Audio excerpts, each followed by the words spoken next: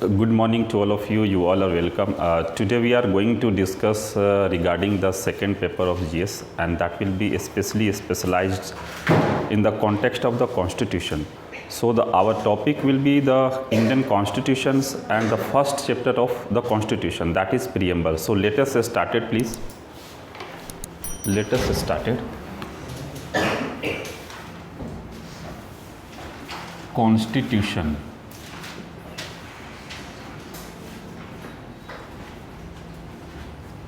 Our topic is preamble.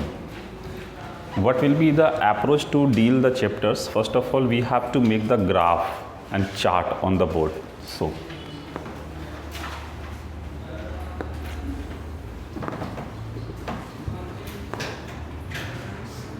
what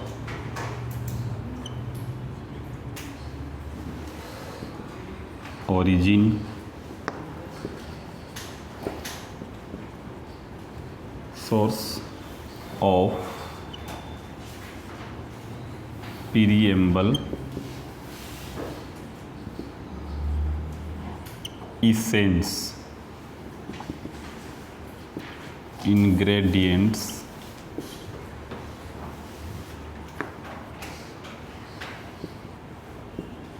amendable or not,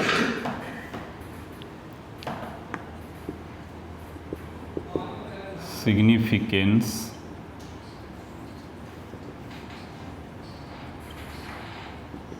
question and answers.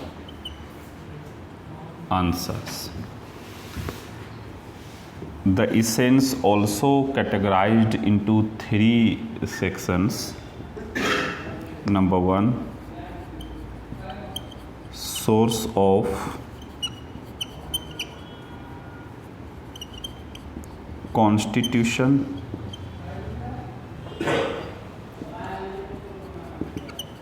nature of the Constitution,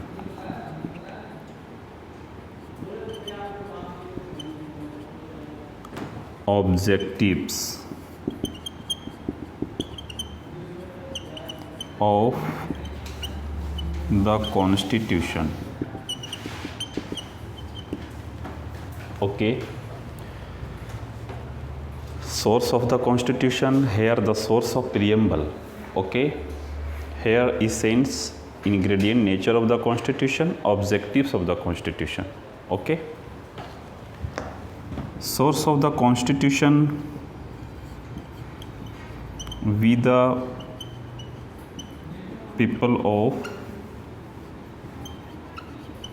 India. Nature of the Constitution,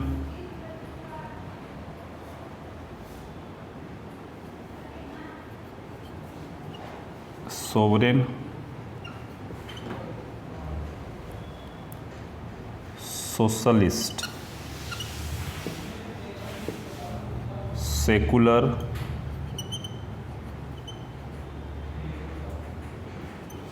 democratic and republic.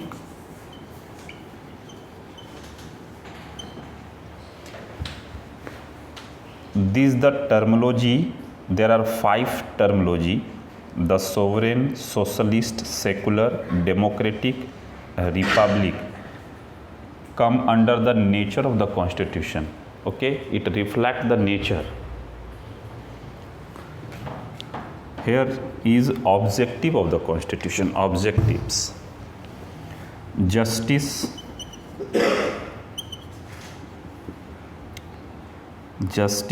liberty, equality,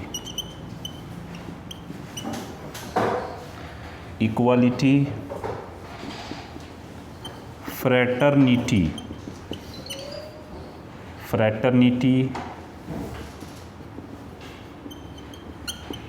dignity of individual, and at the last, unity and dignity of individual, unity and integrity of the nation, unity and integrity of the nation.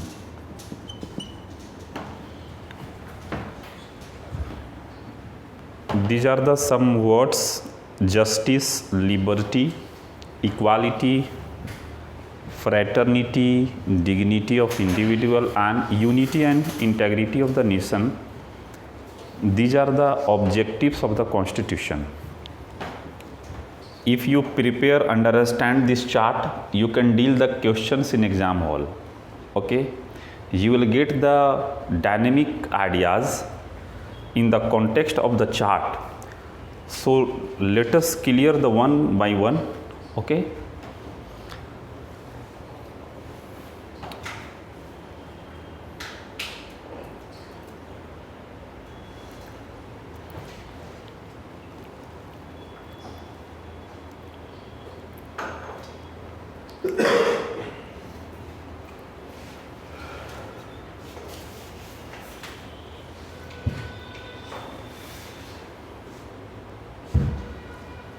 have you noted down, please?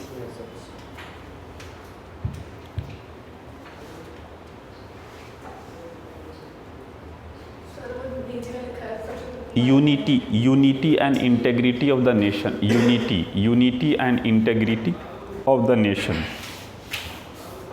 Unity and integrity of the nation. Unity and integrity of the nation. Okay. So now please come up. First of all, try to understand. First of all, you should know about the state.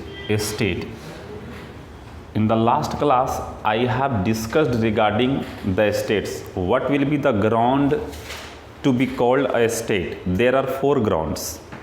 Number 1, India is a state. India is a state. Generally, your class has been started from the Indian polity. Have you listened the name of this subject or not? Indian polity, नाम सुना है ना? Okay. Indian polity, it means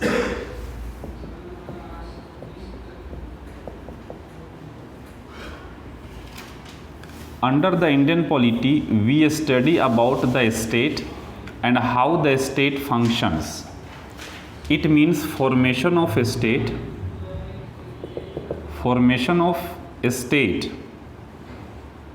plus function. The how the Indian state is formed and how Indian state functions. Clearly, we study the both under the Indian polity. India functions according to the Constitution. India is a hardware, Constitution is a kind of software. Clearly, every activities in the nation will be conducted according to the Constitution, where any religion, any caste, any tradition is carried on in the country, that cannot be irrelevant according to the Constitution. If it will create the inconsistency, the Constitution will allow to the government to repress it. ये बात समझ में आई आपको? अगर भारत में कुछ भी होगा वो संविधान के अनुसार ही होगा. अगर संविधान के खिलाफ अगर कोई धर्म भी चला जाएगा तो संविधान इजाज़त देगा किसको? गवर्नमेंट को, कि आप उस पर सख्त कार्रवाई करें. क्लियर हो गया? तो इसका मतलब है कि कोई भी वायरस, एंटीवायरस एंट्री करेगा अगर, तो सॉफ्टवेयर में ऐसे कुछ प्रोग्राम्स होते हैं कि वो वायरस को क्या करता है? किल करता है. तो इंडिया नाम का ये हार्डवेयर है. जैसे ये पूरी बॉडी मान लो इंडिया, इसमें आत्मा जो है ना वो क्या है? कॉन्स्टिट्यूशन है. समझ में आ गई कि ना गई? तो इंडिया कहलाने के लिए, यानी स्टेट कहलाने के लिए, कल मैंने बताया था कि इंडियन स्टेट बना कैसे है. स्टेट का मतलब झारखंड, बिहार, यूपी नहीं, भारत नाम का राज्य बना कैसे है. बात समझ में आ रही है? तो तो भारत बना कैसे है, इसके लिए आपको 4 चीज़ों की ज़रूरत पड़ती है। नंबर 1, भारत बनाने के लिए ज़मीन चाहिए। क्लियर हो गया? इसको क्या बोलते हैं? फिक्स्ड लैंड बोलते हैं। ये आप समझ जाओगे तो ये पूरी चीज़ें समझ में आएगी। फिक्स्ड लैंड चाहिए। Number 2, population. अगर ये लैंड है तो इसमें लोग रह रहे हैं कि नहीं रह रहे हैं? ये धरती वीरान पड़ी हुई है, हम ही लोग हैं, यही हैं। तीसरा क्या है? गवर्नमेंट है, ये शॉर्ट में लिखा हूँ, गवर्नमेंट है। और फोर्थ में क्या है? सॉवरेन है। सॉवरेन का मतलब होता है शक्तिशाली होना चाहिए। क्लियर हो गया कि नहीं? डरे नहीं किसी से। अब ये जरा बताओ कि गवर्नमेंट पार्ट किसका है? इंडियन स्टेट का है। क्लियर हो गई? जैसे ये पूरी जो बॉडी दिख रही ना, ये बॉडी, ये गवर्नमेंट मान लो, ये स्टेट मान लो, इंडियन स्टेट है ये। इसमें डिसीजन मेकिंग बॉडी कौन सी है? पीछे वाला बताएंगे। माइंड है, यही है गवर्नमेंट। क्लियरली हो गई कि नहीं हो गई? गुड। अब देखो, जैसा माइंड कहेगा बॉडी वैसे ही वर्क करेगी। करेगी कि नहीं? अब जैसा इंडिया होगा वैसा ही सरकार होगी, ऐसा हम कह सकते हैं। अब जैसा किसी का शरीर होगा वैसे ही तो उसका माइंड भी होगा ना। माइंड बसता कहाँ है? हेल्दी शरीर में। अगर शरीर बीमार तो माइंड स्वस्थ हो सकता है?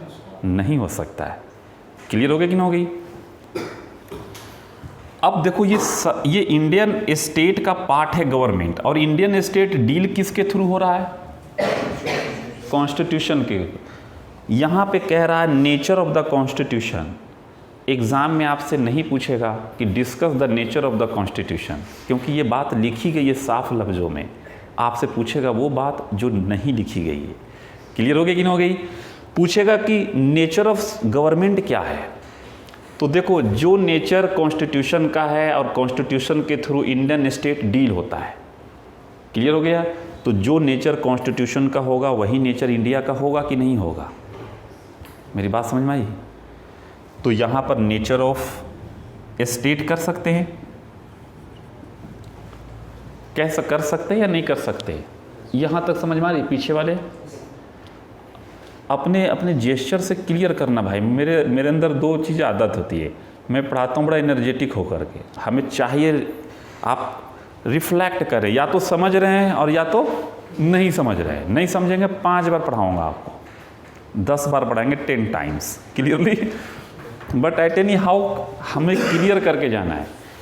जो कॉन्स्टिट्यूशन का नेचर होगा वही इंडिया का नेचर होगा कि नहीं होगा? इंडिया चल किसके तहत रहा है? कॉन्स्टिट्यूशन के तहत रहा है। अब बताओ, जो इंडिया का नेचर होगा वही गवर्नमेंट का नेचर होगा कि नहीं होगा? होगा ना। तो क्या मैं गवर्नमेंट लिख सकता हूँ वैसे? एग्ज़ाम में पूछेगा discuss the nature of India, तब क्या करोगे? कहाँ से लाओगे ये पॉइंट?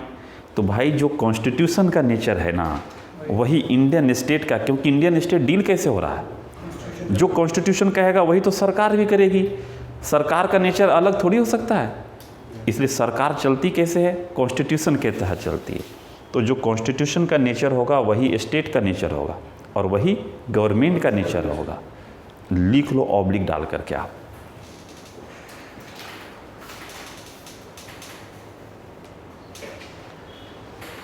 क्यों? देखो, सरकार पार्ट किसका है? इंडिया का है।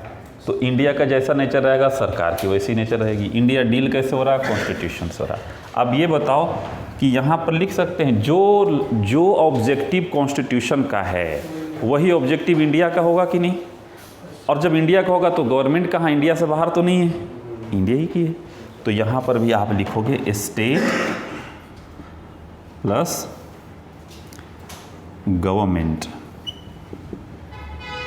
गवर्नमेंट जो काम करती है वो किस लिए करती है? कॉन्स्टिट्यूशन के ऑब्जेक्टिव्स को अचीव करने के लिए करती है। गवर्नमेंट वो सारा काम करेगी जो कॉन्स्टिट्यूशन अचीव करना चाहता है। डू यू एग्री और नॉट? और जब गवर्नमेंट अचीव करेगी तो इसका मतलब है इंडिया अचीव करेगा।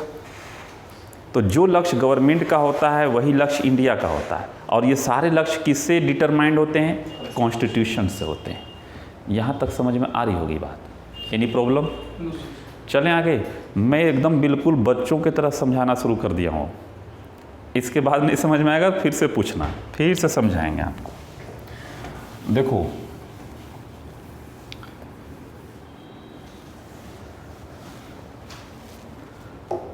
नोट करना है, नीचे से नोट करना है आपको। मैं जगह कॉपी में तो होगी आपके यहाँ, आप ऐसे नोट करना है, ये नोट करना है जरा। ग्राफ अलग, एक छोटा छोटा ग्राफ बनेगा। देखो, ये जो जस्टिस है ना, जस्टिस, कॉन्स्टिट्यूशन में 3 तरह की जस्टिस की बात कही गई है। 3 kinds of justice referred by the constitution. Number 1, social justice, economic and political. कितने जस्टिस हो गए?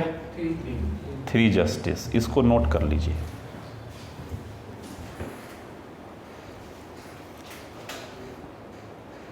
इसी तरह से ग्राफ फॉर्म में नोट कीजिएगा। Social justice, economic and political. Note किया हुआ है आपका? गुड।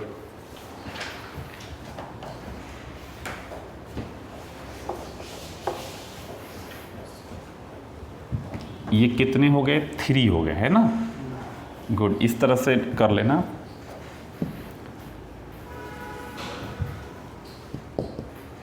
ये है हमारा लिबर्टी। क्या है? लिबर्टी। लिबर्टी 5 हैं। कितने हैं total? Number 1, liberty of thoughts, liberty of thoughts,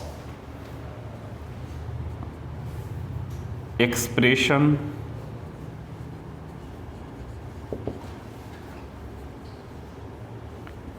belief,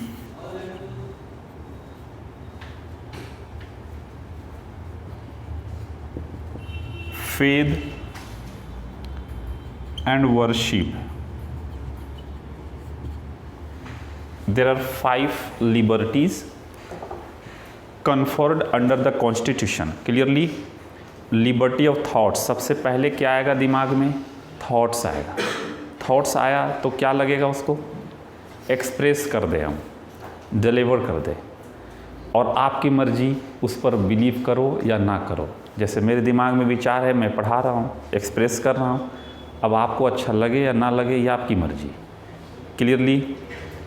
next आता है faith. You have right to accept any religion and to make your faith in any spiritual power. Clearly. अगर आपको नहीं लगता है कि कोई स्पिरिचुअल नहीं है दुनिया में, तो आप नास्तिक भी बन सकते हैं। समझ में आ रही कि नहीं आ रही है? इसके बाद है, अगर कोई भी रिलीजन को एक्सेप्ट करोगे तो आपका जो बिहेवियर होगा उसी के अकॉर्डिंग डिटरमाइंड होता है। जैसे suppose that you follow the Hindu religion, definitely you will get up in the morning and will try to obey before the sun. झुकते हो ना, सूर्य नमस्कार। क्लियरली।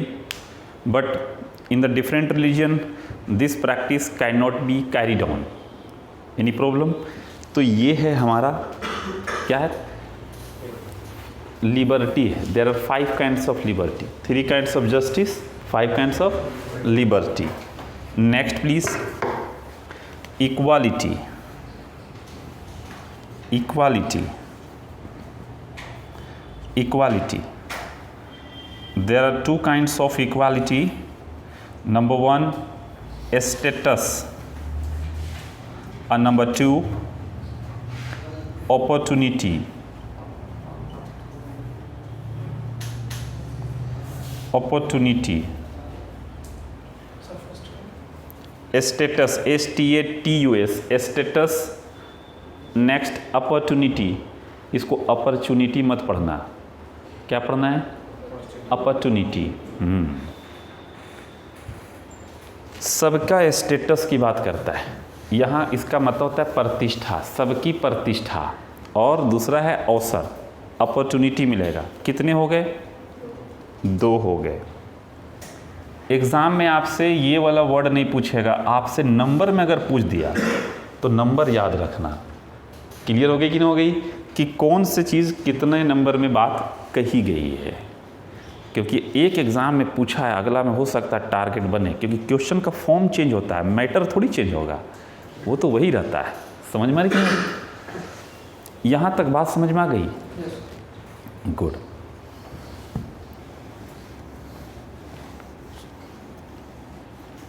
अब जरा सा देखते हैं, देखो हमारा पढ़ने का तरीका क्या होगा।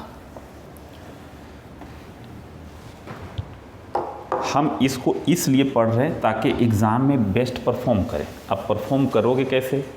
देखो क्वेश्चंस मान लिया कि पूछा कि प्रीएम्बल क्या है, what do you mean by preamble, उसका आंसर कहाँ मिलेगा? यहाँ मिलेगा। लेकिन फिर पूछेगा कि what do you mean by the preamble, do you think it reflect the essence of the constitution, यानी यहाँ और यहाँ। क्लियर हो गया कि नहीं हो गया? तो सबसे पहले मैं चाहता हूँ कि कुछ क्वेश्चंस को नोट करवा दूँ इस कॉन्टेक्स्ट में, व्हाट के कॉन्टेक्स्ट में। फिर जैसे जैसे हम बढ़ेंगे आगे क्वेश्चंस को उसी तरह से नोट करेंगे और फिर उसको डील करेंगे। Any problem? तो पहले ज़रा लिखो क्वेश्चंस लिखो,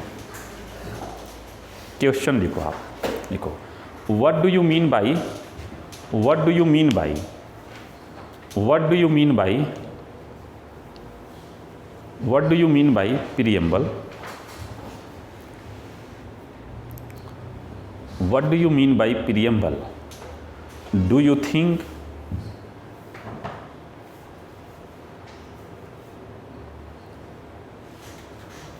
do you think it refers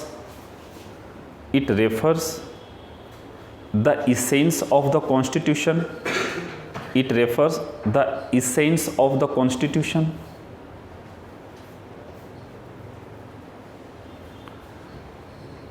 जरा सा रुक जाना।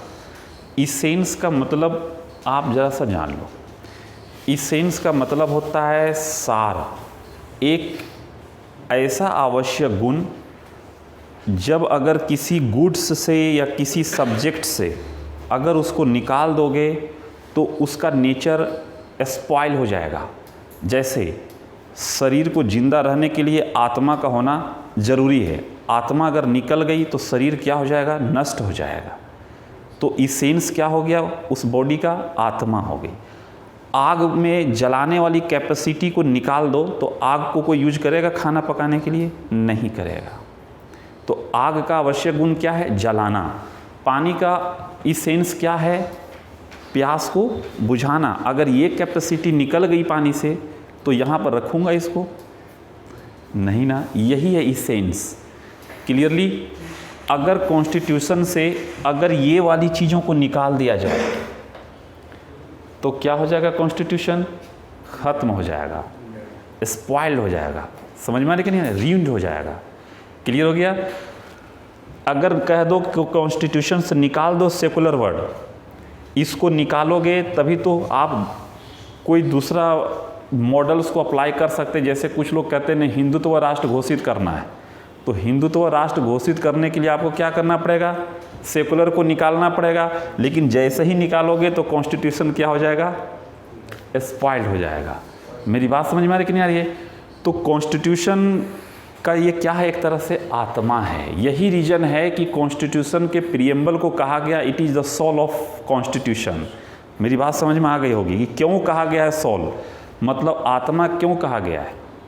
क्यों? क्योंकि ये अगर निकल गया कॉन्स्टिट्यूशन से तो फिर कॉन्स्टिट्यूशन नहीं रह जाएगा। वो क्लियर हो गई कि नहीं हो गई?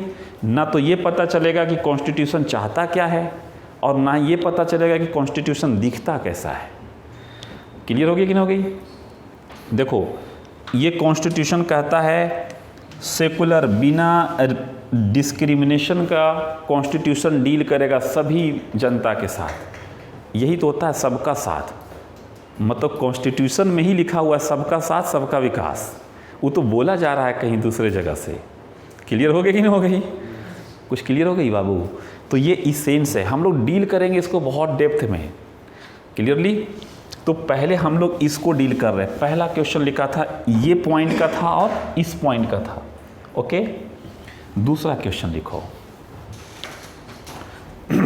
दूसरा क्वेश्चन लिखो, what do you understand by preamble? What do you understand by preamble?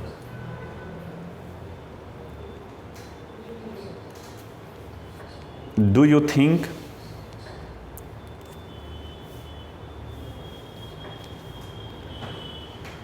it declares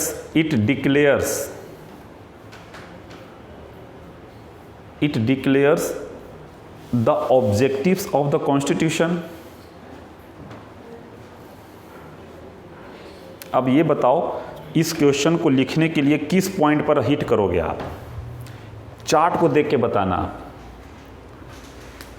एक तो व्हाट डू यू मीन बताओगे जो यहाँ पर हम लिखेंगे, और फिर कहाँ जाओगे? ऑब्जेक्टिव्स पे। तो ये वाला सारा पॉइंट्स डील होना चाहिए, ये नहीं कि ये लिख दिया। क्लियर हो गया कि नहीं हो गया? नेक्स्ट क्वेश्चन लिखो, what do you mean by preamble?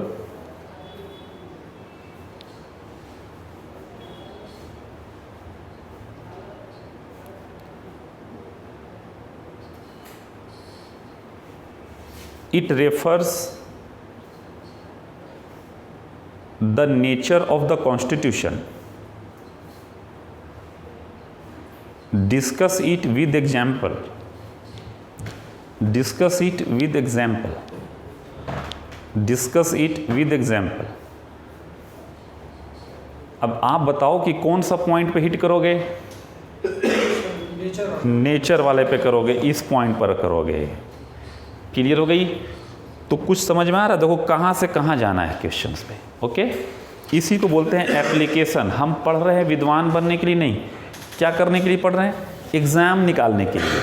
हमारा हमेशा मोटिव रहना चाहिए कि एग्ज़ाम में कैसे लिखेंगे, एग्ज़ाम में कैसे इसको डील करेंगे। कुछ भी पढ़ें एग्ज़ाम के लिए।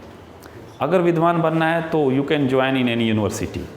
Are you getting my point और नॉट? हम लोग जो पढ़ेंगे पेशेवर स्टूडेंट बनना है। पेशेवर का मतलब समझते हैं? इतना प्रोफेशनल, जैसे इतना सेल्फिश कि जो एग्ज़ाम में नहीं है तो उसको डस्टबिन में, जो एग्ज़ाम में आएगा उसको पॉकेट में। क्लियर हो गई? इसी को बोलते हैं पेशेवर। नेक्स्ट जरा लिखो, next.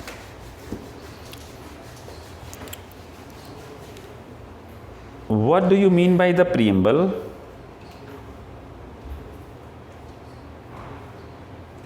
Do you think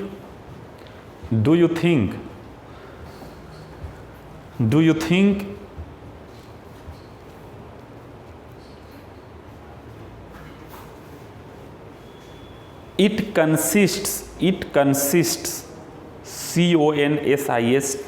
consists socialistic pattern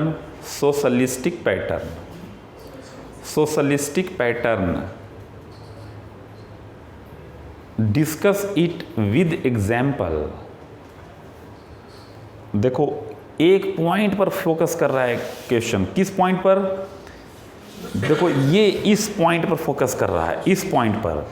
exam में ऐसे ही जिस पर फोकस करे उसी की चर्चा करना। ये नहीं कि पता चला नेचर बताने लगे, ये बताने लगे डेमोक्रेटिक को, रिपब्लिक को। नो, क्वेश्चन यहाँ है और इस पर है। मैं आपको इसको और डेप्थ में ले जाऊंगा। फिलहाल अभी हम यहाँ पे चर्चा कर रहे हैं ताकि आपको थोड़ा सा बेसिक बताना था हमें कि हम आगे कैसा करने वाले हैं, कौन सा चीज़ को हम देखने वाले हैं। क्लियर होगी कि नहीं हो गई? प्रीएम्बल अगर पढ़ लोगे ना, इसकी फ़िलॉसफी क्लियर भी होगी कि नहीं, आपको निबंध तैयार हो जाएगा। यानी ऐसे जो है ना मजबूत हो जाएगा आपका, कहीं बोलने के लायक हो जाओगे। ठीक है, अब ज़रा सा हम लोग पहले नोट कर लेते हैं कि व्हाट का मतलब होता क्या है। What do you mean by preamble, है ना? तो पहले हेडिंग जरा डाल दो, what do you mean by preamble. Preamble है क्या आखिर? Okay,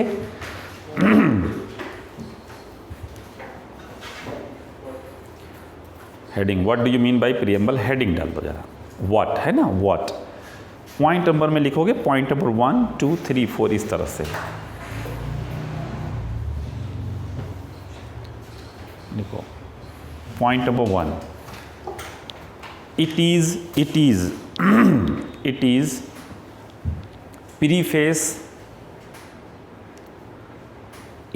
preface, and introduction to the Constitution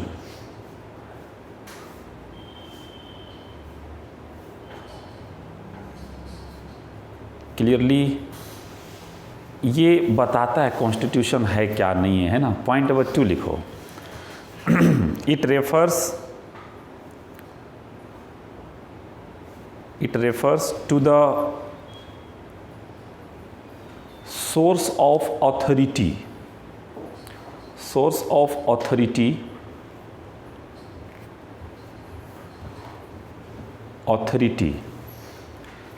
power किस में है, सुन लो पहले, पावर किस में है ये प्रियम्बल ही बताता है। क्लियर हो गई कि नहीं हो गई? और वो कौन सी लाइन से पता चल रहा है? इस लाइन से पता चलता है, we the people of India. Okay, next point please. It comprises होता है ना, COMPRISES, comprises the ideal or objectives of the constitution। देखो ये जो ऑब्जेक्टिव्स है इसको क्या कहा जाता है? आइडियल भी बोला जाता है, आदर्श है। आइडियल का मतलब कि आप करना क्या चाहते हो, संविधान हमारा चाहता क्या है। अगर कोई पूछ दे आपसे कि संविधान क्या चाहता है, कॉन्स्टिट्यूशन का क्या एम है, एम क्या है, तो क्या एम है जी? हाँ, यही एम है। यानी आज जो भी चाह रहा है कॉन्स्टिट्यूशन करना, यही चाह रहा, और आगे 50 ईयर्स बाद क्या चाहेगा, यही करना चाहेगा। क्लियर हो गई कि नहीं हो गई? और ये वही अचीव कर सकता है जो इस तरह का नेचर रखता हो। जैसे जस्टिस करना है तो जस्टिस में सबके लिए न्याय करोगे ना। अब यहाँ पर रिलीजन के अकॉर्डिंग अगर डिस्क्रिमिनेट करोगे तो जस्टिस हो पाएगा? नहीं हो पाएगा। इसलिए आपको ये बनना ही पड़ेगा। क्लियर हो गई कि नहीं हो गई? अगर आप चाह रहे हो अपॉर्चुनिटी देना, इक्वलिटी लेना चाह रहे हो, और बिना सोशलिस्टिक पैटर्न को एक्सेप्ट किए हुए आ सकता है? नहीं आ सकता है। क्लियर हो गई? नेक्स्ट लिखो, next point.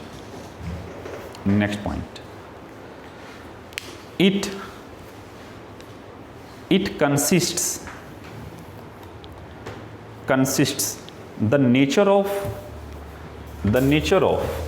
the constitution such as sovereign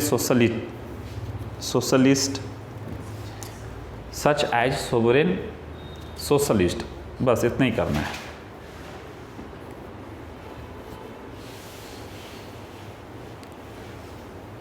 okay, next point. it gives the information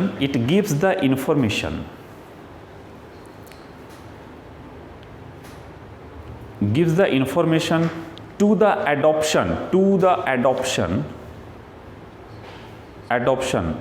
of the constitution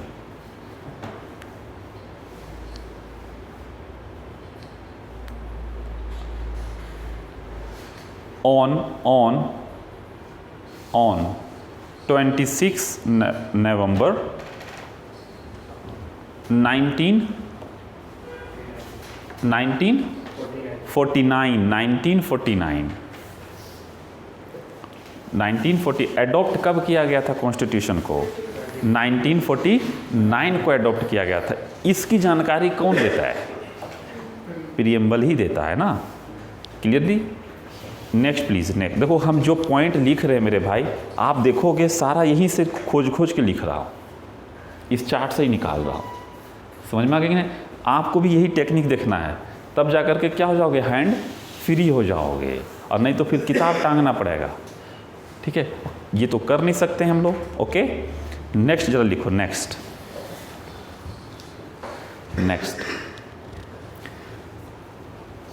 the preamble contains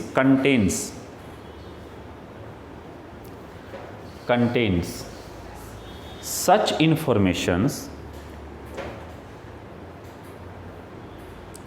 such informations which make the constitution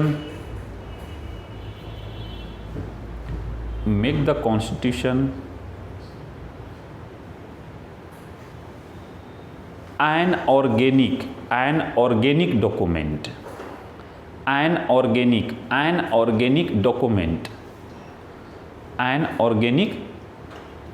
document, देखो ऑर्गेनिक उसको कहा जाता है, इसको गांव के लैंग्वेज में अगर 6 क्लास के बच्चे को बताना हो कि ऑर्गेनिक क्या है, तो उनको ये बताओ कि ऐसी चीज़ जो कभी नहीं ख़त्म होगी, समझ में, हमेशा क्या रहेगा, वो जिंदा रहेगा और नुकसान कभी नहीं करेगा। क्लियरली आज कॉन्स्टिट्यूशन का जो एम है वो आगे 100 साल के बाद वही रहेगा, यही टर्मिनोलॉजी रहेगी, बस इसका जो है ना इंटरप्रिटेशन क्या हो जाएगा, चेंज हो जाएगा। क्लियर हो गया कि नहीं हो गया? हाँ, इसीलिए ऑर्गेनिक। दूसरी चीज़, आप अगर मान ले कि इस क्लास में अगर मौजूद है तो आपके साथ कॉन्स्टिट्यूशन अवेलेबल है कि नहीं है, पहले ये बताओ, है कि नहीं? तो कॉन्स्टिट्यूशन अगर हर वक्त आपके साथ चल रहा है, और वो कौन चलेगा, जो ऑर्गेनिक होगा, जो मर जाएगा वो चलेगा आपके साथ नहीं। यही रीज़न है कि ऑर्गेनिक डॉक्यूमेंट कहा जाता है इसको। क्लियरली कोई दिक्कत तो नहीं है यहाँ तक? देखो नेक्स्ट पॉइंट, देखो इट हेल्प्स टू इंटरप्रेट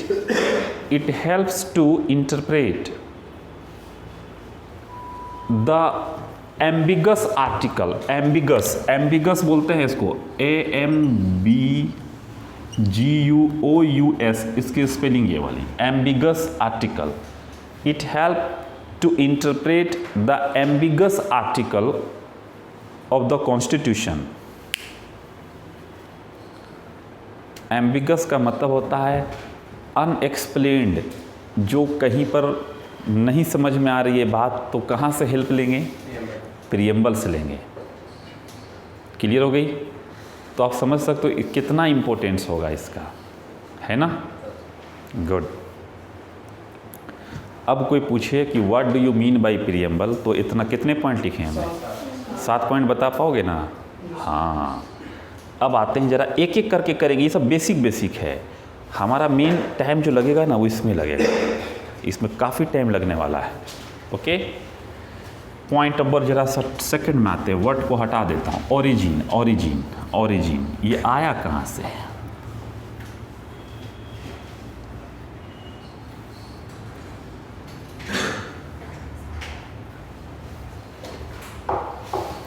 देखो, कॉन्स्टिट्यूएंट असेंबली में पंडित नेहरू ने ऑब्जेक्टिव रिजोल्यूशन प्रेजेंट किया था 13 दिसंबर 1946 को। क्लियरली, ऑब्जेक्टिव रिजोल्यूशन कहने का मतलब था एक ऐसा प्रस्ताव जो कॉन्स्टिट्यूएंट असेंबली में यह बताया गया कि इस प्रस्ताव में हम उस ऑब्जेक्टिव्स को डाल रहे हैं जो कॉन्स्टिट्यूशन के ऑब्जेक्टिव्स होंगे। पहले कॉन्स्टिट्यूशन, जैसे आप सिविल सर्विसेज में क्यों जा रहे हैं, कुछ तो ऑब्जेक्टिव्स होगा, पहले तो माइंड में सेट हो गया होगा ये चीज़। कोई भी काम करते हैं उसका उस काम का ऑब्जेक्टिव्स तो होता है कि नहीं होता है? तो कॉन्स्टिट्यूशन लिखने से पहले ये बताया गया कि हमारा कॉन्स्टिट्यूशन हम लिखेंगे कि क्या, तो उसका ऑब्जेक्टिव्स होना कैसा है, किस तरह का ऑब्जेक्टिव होगा, एम क्या होगा कॉन्स्टिट्यूशन का। ये सारी बातों को लिख करके जवाहरलाल नेहरू साहब ने प्रेजेंट किया था। कहाँ? कॉन्स्टिट्यूएंट असेंबली में 13 दिसंबर 1946 को। वही ऑब्जेक्टिव रिजोल्यूशन से निकला है ये। समझ में आ रही कि नहीं आ रही? इसीलिए इसको ऑब्जेक्टिव रिजोल्यूशन भी कहा जाता है और हिंदी में उद्देशिका बोला जाता है। नाम सुना होगा आपने? क्लियरली। और आपसे एग्जाम में पूछेगा कि ऑब्जेक्टिव रिजोल्यूशन को तैयार किसने किया था? प्रेजेंट तो किया था उन्होंने, तैयार भी उन्होंने खुद ही किया था। It means the objective resolution was drafted and presented by the Pandit Nehru in Constituent Assembly on 13 December 1946 and accepted and adopted by the Constituent Assembly on 2 Jain 1947 को। क्लियर हो गया कि नहीं हो गया? तो इसकी ओरिजिन कहाँ से निकली है? ऑब्जेक्टिव रिजोल्यूशन से निकला है। कोई दिक्कत यहाँ तक नहीं ना? लिखते जाए। ओरिजिन हेडिंग डालो जरा, ओरिजिन, ओरिजिन डालो हेडिंग। क्या हुआ? समझ में आ रही बाबू? गुड, लिखो। The origin of preamble, the origin of preamble is objective resolution.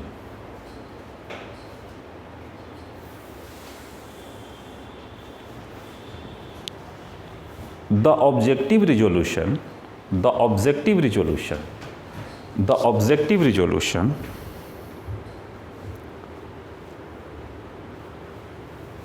drafted and moved by Pandit Nehru, moved, M-O-V-E-D, moved by Pandit Nehru, drafted and moved by Pandit Nehru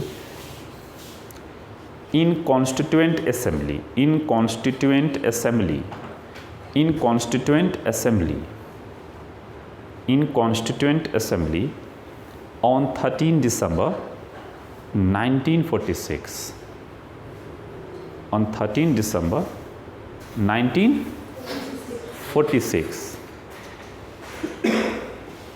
paragraph change कर। The Constituent Assembly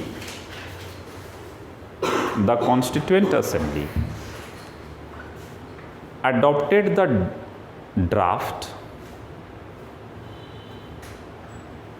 on 22nd Jan 1947। तो को दिसंबर में present किया, जनवरी next year में adopt हुआ। यहाँ तक बात समझ में आ रही है कि नहीं आ रही है? आ गई। बहुत बेसिक इन्फॉर्मेशन है ये बस, लेकिन कवर करना है तो करना है। तभी तो बोलूँगा आपको ना कि एग्ज़ाम में मेरे नोट्स से आया। बात समझ में आ रही कि नहीं आ रही? अगर हम नहीं लिखवाएंगे सब तो फिर बोल पाएंगे नहीं ना? हाँ, देखो ये अब हमने इंड कर लिया है, ये हटा रहा हूँ एक एक करके। सोर्स ऑफ प्रीएम्बल डालो, source of preamble.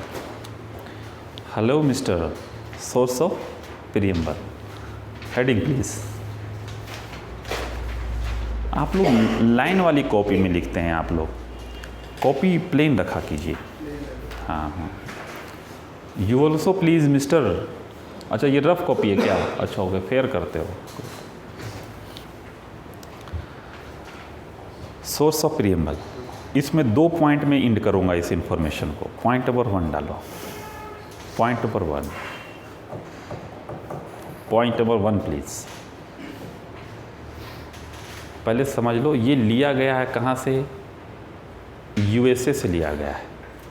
Clearly USA के कॉन्स्टिट्यूशन से लिया गया प्रीएम्बल। वहाँ के भी कॉन्स्टिट्यूशंस में देखोगे तो पहले मिलेगा we the people of United State of America. India constitution में क्या लिखा हुआ है? We the people of India.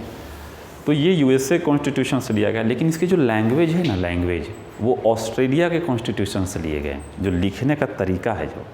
Clear हो गई? तो एग्ज़ाम में आपसे ये तो हर जगह मिल जाएगा आपको कि लिया कहाँ गया से, यूएसए के कॉन्स्टिट्यूशन से, लेकिन लैंग्वेज पूछेगा आपसे, लैंग्वेज। क्लियरली लिखो point number 1। The preamble has been taken from the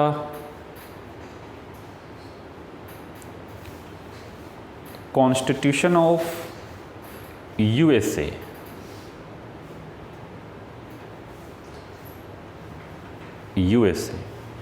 point number 2 में लिखो। but the language of preamble is inspired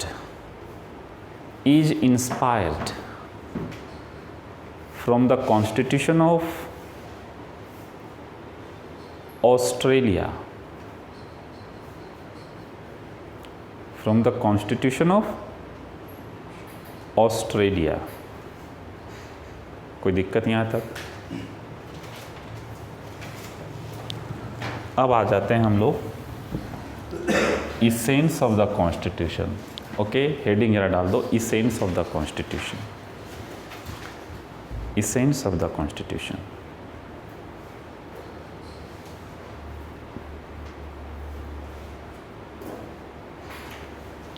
और number 1, source of the constitution. Source of the constitution. Source of the constitution. Source of the constitution. Source of the constitution. Source of the constitution. अब source जब लिखा ना आपने, तो आप ये समझ जाओ कि पहले एक जरा एक हेडिंग डाल दो, we the people of, inverted comma में लिखना, we the people of India. We the people of India, देखो यहाँ पे नोट किया हुआ, we the people of India. We the people of India. एक चीज़ को समझना है, अगर ये समझ में आ गया तो आपको वो सारी चीज़ें आगे समझ में आने वाली है. देखो हम यहाँ पर लिख रहे हैं क्या, we the people of India.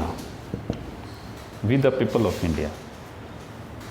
इसका मतलब होता क्या है और आगे कैसे क्वेश्चन बनेगा, पहले क्वेश्चन नोट करते हैं ताकि आपको समझ में आ जाना चाहिए कि हम क्या क्या पढ़ने वाले हैं. ओके, लिखो, what do you mean by the we the people of India.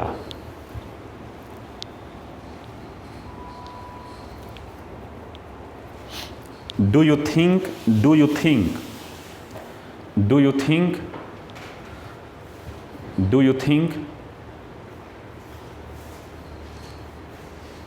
it refers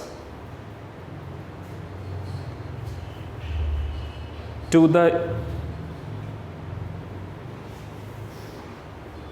the unity and integrity of the nation?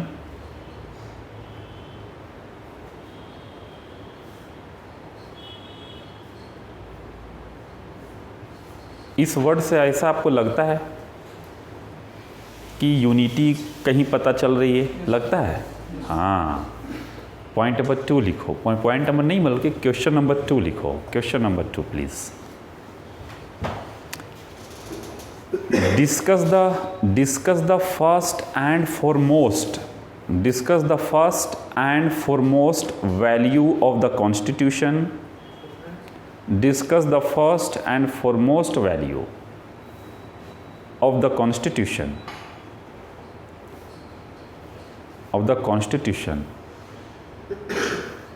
Inverted में, inverted comma में, we the people of India.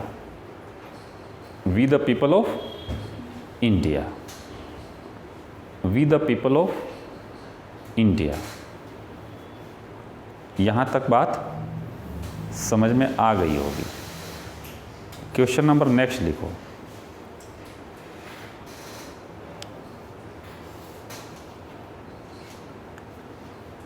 Unity in diversity. Unity in diversity is the recognition of India. Unity in diversity is the recognition of India, which is reflected in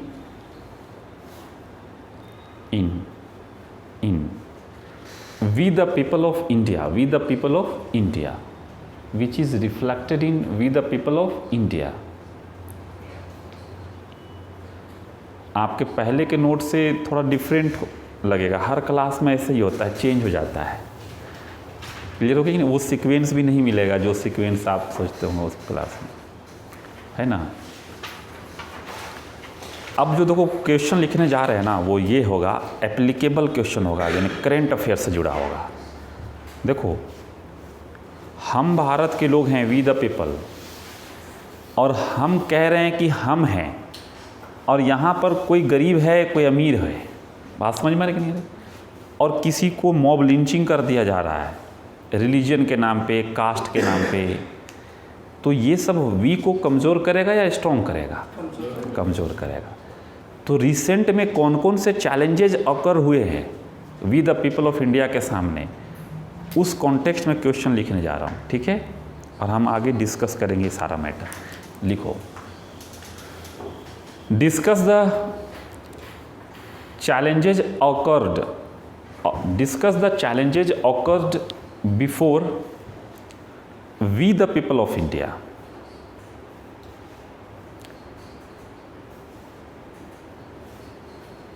and suggest the remedy, suggest the remedy, remedy का मतलब होता है इलाज होता है, मतलब उसको समाधान करना है। Are you getting my point और नॉट मिस्टर? गुड। देखो, अगर मान लिया कि क्वेश्चन ये पूछा जाए कि जेंडर इंडेक्स में इंडिया जो है वो बहुत पीछे है, gender index, world gender index की मैं बात कर रहा हूँ, उसमें इंडिया पीछे है, और हम कह रहे हैं we the people of India, तो वी में मेल फीमेल दोनों है ना, और half number of population, women को माना जाता है हाफ नंबर ऑफ पॉपुलेशन, और वो है, उनकी सिचुएशन ठीक नहीं है। तो इसका मतलब है कि we the people of India का जो सोल है वो अभी बहुत वीक है। क्लियर हो गया कि नहीं हो गया? लिखो, क्वेश्चन लिखते हैं। अभी क्वेश्चन यानी आपको जो मैं क्वेश्चन लिखवा रहा हूँ ना, वो क्वेश्चन आपको तरीका देगा सोचने के लिए, क्या ऐसे भी सोचो। क्लियर हो गई? देखो, world gender index, world gender index and world happiness index, world gender index, gender gap बोलते हैं, वर्ल्ड जेंडर गैप इंडेक्स लिखना, gap, gender gap index and World Happiness Index,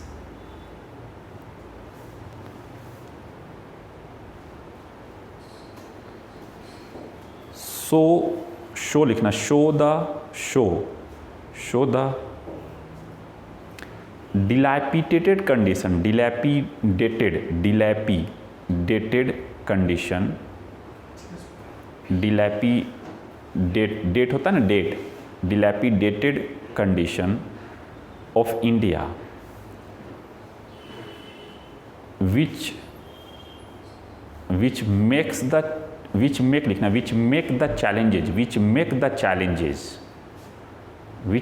the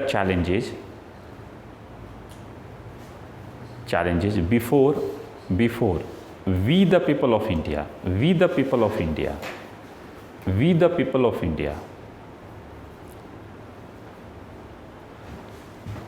देखो, अगर क्वेश्चंस ऐसा नहीं भी पूछा गया एग्जाम में, तो अगर जेंडर इंडेक्स के बारे में कहीं लिख रहे हो तो आप इस पॉइंट को रिलेट करना, बताना एग्ज़ाम में कि ये जेंडर इंडेक्स और हैप्पीनेस इंडेक्स में जो इंडिया की डिलैपिडेटेड कंडीशन का मत होता है जर्जर स्थिति, खराब स्थिति। क्लियर हो गई कि नहीं हो गई? तो ये बताता है कि we the people of India का जो कॉन्सेप्ट है, कॉन्स्टिट्यूशन का मेन ऑब्जेक्टिव्स है, वो क्या है? वो कहीं ना कहीं वीक हो रहा है। क्लियर हो गया? तो आपको इंटरलिंक करोगे तब तो जाके दूसरे से 1 नंबर एक्स्ट्रा 2 नंबर लोगे, वरना लिखने का कौन ऐसा है जो ब्लैंक कॉपी छोड़ के आ जाएगा? सारे लोग लिखेंगे। मेरी बात समझ में आ रही कि नहीं आ रही? हाँ, तो लिखने के लिए होगा। अब ज़रा सा हम पढ़ लेते हैं कि we the people of India का मतलब होता क्या है, तभी तो क्वेश्चन डील करोगे ना। लिखो, we the people of India heading करके, और ज़रा सा पॉइंट वाइज में लिखते हैं हम लोग। We the people of India, we the people of India, heading डाल दो बाबू, डालो heading, we the people of India. लिखो, देखो कॉन्स्टिट्यूशन की पहली लाइन कहाँ से शुरू होती है? इसी से शुरू होती है, इसीलिए इसको कहा गया फर्स्ट एंड फॉरमोस्ट वैल्यू। अब वैल्यू का मतलब होता क्या है? देखो ये वैल्यू है, वैल्यू का मतलब होता है एक ऐसा प्रिंसिपल जो आपको सही और गलत बताता हो। क्लियर हो गई? दूसरी चीज़, सही डायरेक्शन में आपको ले जाता हो, इसी को वैल्यू बोला जाता है। जैसे ऑनेस्टी, ईमानदारी आपको बताता है कि नहीं ये गलत है और आपको हमेशा सही मार्ग पर रखेगा, इसी को वैल्यू बोला जाता है। क्लियरली? अब एक है मैं, एक अंदर मेरे अंदर मैं की भावना हो, नहीं मैं ही सर्वश्रेष्ठ हूँ। एक है हम सब सर्वश्रेष्ठ हैं। कौन अच्छा लगा आपको? हम सब हैं। तो ये वाला में क्या यूनिटी दिखता है और मैं वाला में क्या सुपीरियरिटी दिखता है। क्लियर हो गई कि नहीं हो गई? जब सुपीरियरिटी अगर दिखेगा तो डिस्क्रिमिनेशन होगा, और अगर इक्वलिटी दिखेगी तो क्या होगा? सब में इक्वलिटी मेंटेन होगा, सबको समान अवसर मिलेगा। तो इसलिए पहला वैल्यू है, इसको वर्ड मत समझिए, ये क्या है? वैल्यू है, इथिकल वैल्यू है, मोरल वैल्यू हम लोगों के लिए कि हम सब एक क्या है? हम वी हैं। गाना सुना है ना कभी, एक तुम और एक मैं मिलकर हम हो जाएं, ऐसा सुना है आपने गाना? गाना है कि नहीं? नहीं सुनते हो गाना क्या? क्यों? सुना करो, ठीक है, मूड फ्रेश रहेगा भाई। ऐसा नहीं, अनिवार्य नहीं है, दिल करे तभी। ओके, लिखो पॉइंट नंबर 1, इट इज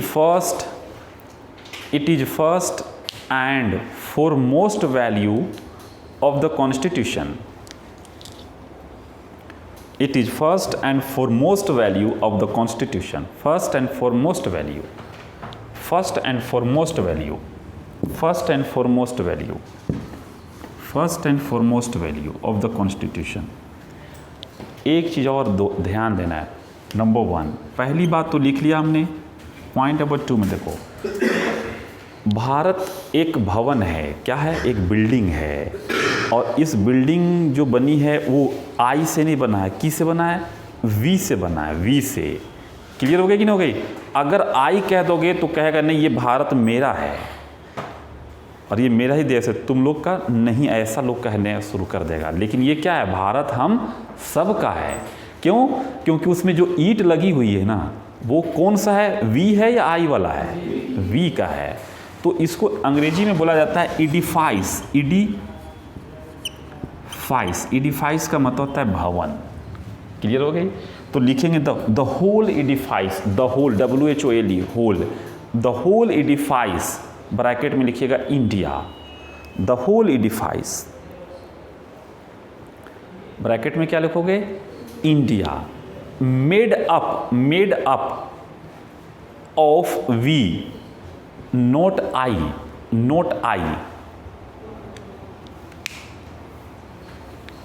यहां तक क्लियर हो गई? नेक्स्ट जरा पॉइंट लिखो, ये रिकॉग्नाइज कर रहा है, देखो यूनिटी को रिकॉग्नाइज करता है। क्लियर हो गई कि नहीं? लिखो, it recognises unity and integrity of the nation.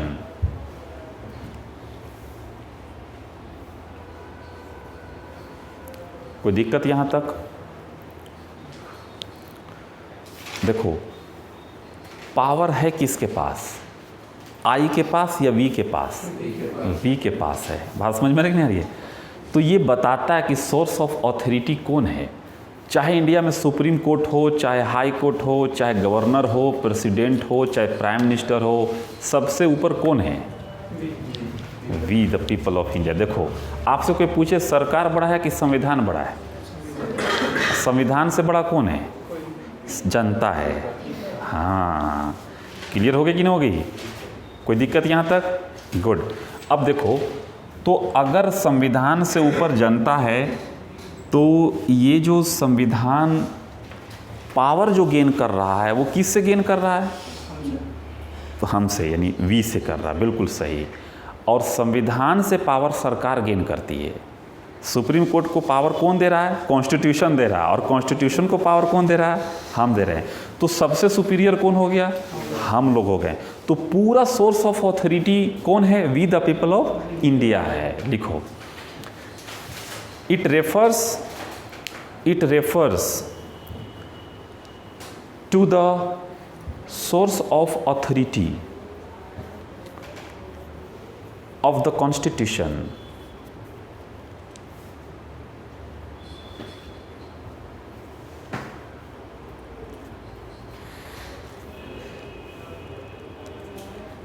And we the people of India, and we the people of India, and we the people of India, and we the people of India empower to the Constitution. Empower. We the people of India empower to the Constitution. Empower to the Constitution. Clearly यहाँ तक समझ में आ रही बात कि नहीं आ रही है? अब देखो, अगर देश में कोई कॉन्स्टिट्यूशन को हमने एम्पावर कर दिया, और कॉन्स्टिट्यूशन एम्पावर किसको करती है? गवर्नमेंट को करती है। और गवर्नमेंट के ऑर्गन कितने हैं? 3 हैं, executive, legislative and judiciary. Clear हो गया? इनमें अगर कोई गड़बड़ होगा तो इसका टेस्ट कौन करेगा? अगर गवर्नेंस ठीक से नहीं चल रहा है, शासन, गवर्नेंस को का मतलब होता है शासन, अगर ठीक से नहीं चल रहा तो टेस्ट करने का पावर किसके पास है? चुनाव 5 साल पर होता है ना, तो 5 साल में सरकार कहाँ हाथ जोड़ती है? पीपल के पास। चाहे प्रधानमंत्री हो चाहे कोई हो, हाथ जोड़ना पड़ता है कि नहीं? क्लियर हो गई कि नहीं हो गई? तो ये टेस्ट ऑफ द गवर्नेंस कौन कंडक्ट करता है? We the people of India. आप में ही पावर है सरकार को बदलने के लिए। कोई इंस्टीट्यूशन बदल नहीं सकता है, जनता बदलेगी। मेरी बात को समझ रहे हो नहीं? फिलोसफिकल कॉन्टेक्स्ट में एकदम बिल्कुल समझ जाओ कि ज़मीन में गिर के समझा रहा हूँ। अगर इतना के बाद अगर नहीं समझ में आई ना तो शक खुद पर करना, टीचर पर मत करना कि teacher was not able to make understand. Clearly हो रही कि नहीं हो रही है? लिखो,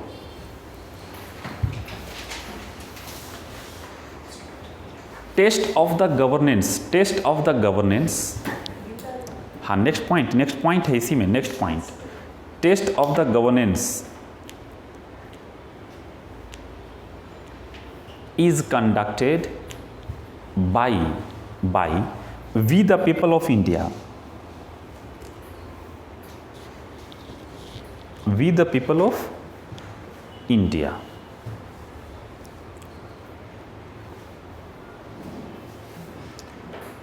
कोई दिक्कत? नेक्स्ट लिखो, it includes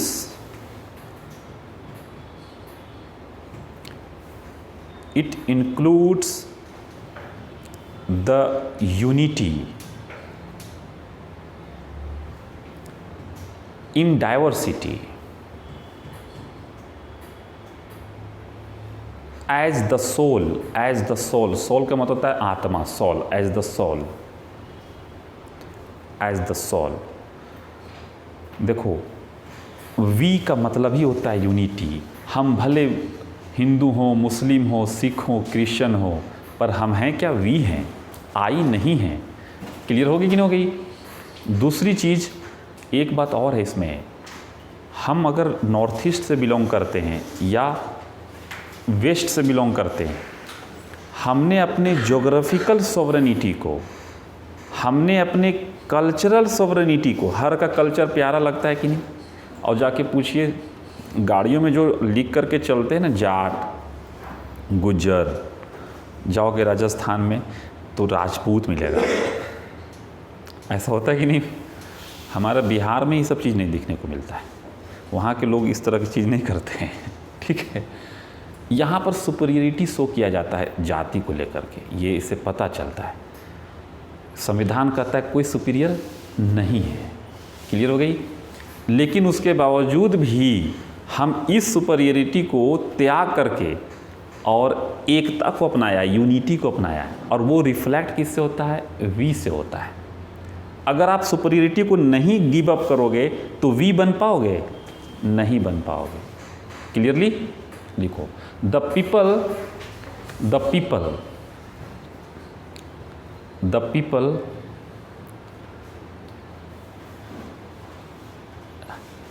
have given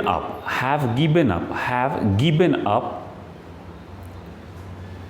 the geographical and cultural sovereignty, given up the geographical and cultural sovereignty and sovereignty, बस इसमें कुछ नहीं करना है, सोवरेन है ना, तो सोवरेन टी वाई लगा देना है, बस हो गया, sovereignty and adopted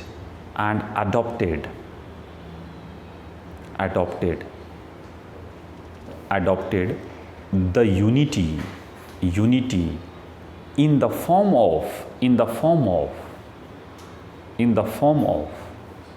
we the people, in the form of we the people of India, in the form of we the people of India.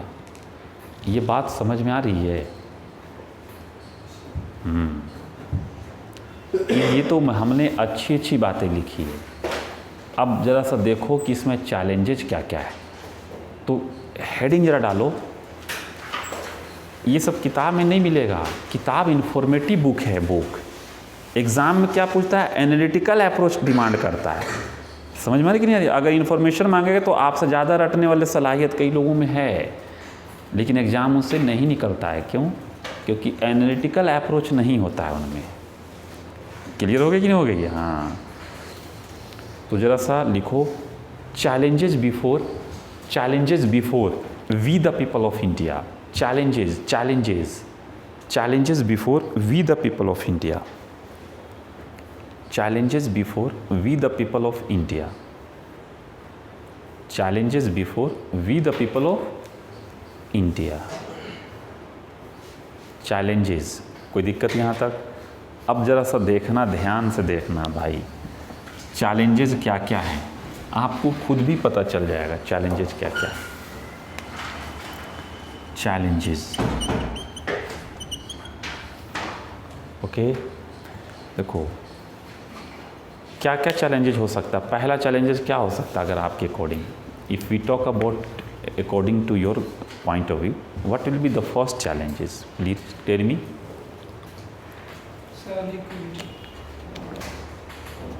देखो, अगर इंडिया में पॉवर्टी और स्टारवेशन का डेटा अगर अभी भी हाई है, तो इसका मतलब है कि हमने वी को नहीं अडॉप्ट कर पाए अभी तक सही से। क्लियर हो गया कि नहीं हो गया? कुछ लोगों का मकान इतना स्ट्रॉन्ग है कि हेलीकॉप्टर उतर जाता है, और किसी का मकान इतना कमज़ोर है कि बारिश का बूंद का जो पानी होता है, ड्रॉप, वो भी टॉलरेट नहीं कर पाता है। क्लियर हो गई नहीं हो गई? अब आप बताइए कि वो इतना ऊंचाई में बैठ करके और वो कहेगा नहीं we the people of India हमें, अच्छा लगेगा? देशभक्ति उन्हीं से अच्छी लगती है, उसी से उम्मीद कीजिए जिसका पेट भरा हुआ है, घर ठीक है। समझ में आ रही कि नहीं आ रही है? वरना एक कहावत है ना कि भूखे पेट भजन न होत गोपाला, कहावत सुना है आपने? अच्छा लगता है पूजा पाठ भूखा अगर पेट हो तो? नहीं होता है। मेरे को तो पर्सनली नहीं जमता है भूखे पेट, है ना? पता नहीं आप लोग होंगे बाबा रामदेव की तरह सिद्धि।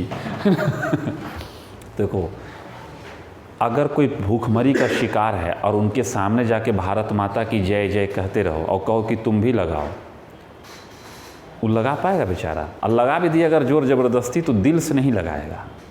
लेकिन अगर हम लोग सबकी स्थिति ठीक रहेगी तो एक ने 1000 बार बोलेंगे भारत माता की जय, बोलेंगे कि नहीं? क्लियर हो गई? तो देखो, सबसे पहले poverty and starvation still in India on high, clearly, और डेटा पुट कर देना है, जो लेटेस्ट डेटा रहेगा। ऐसे नहीं खाली बोलना है, डेटा के साथ बात करना है, तब क्या होगा, लगेगा कि नहीं पॉइंट में दम है। क्लियर हो गई कि नहीं हो गई? तो लिखो, India is still facing, India is facing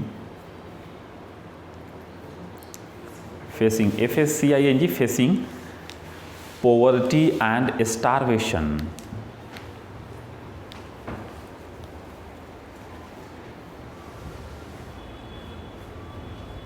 at high level,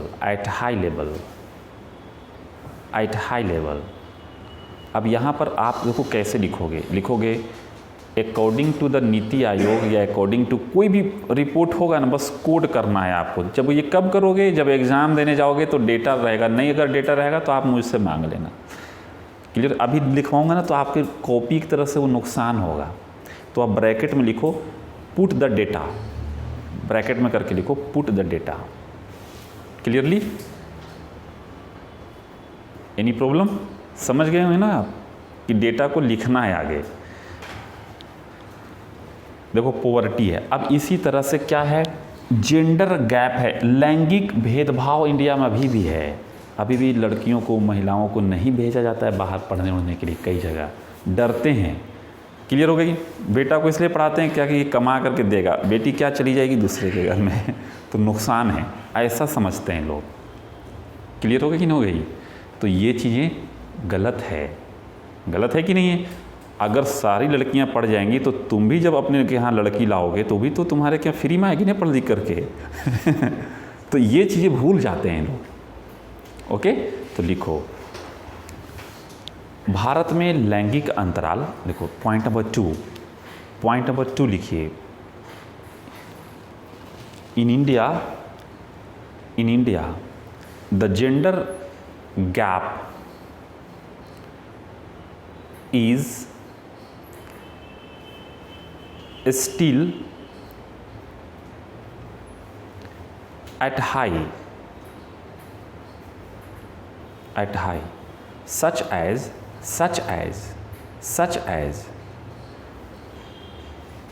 educate number of women in the proportion of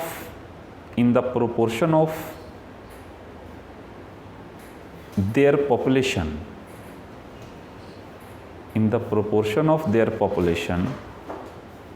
not in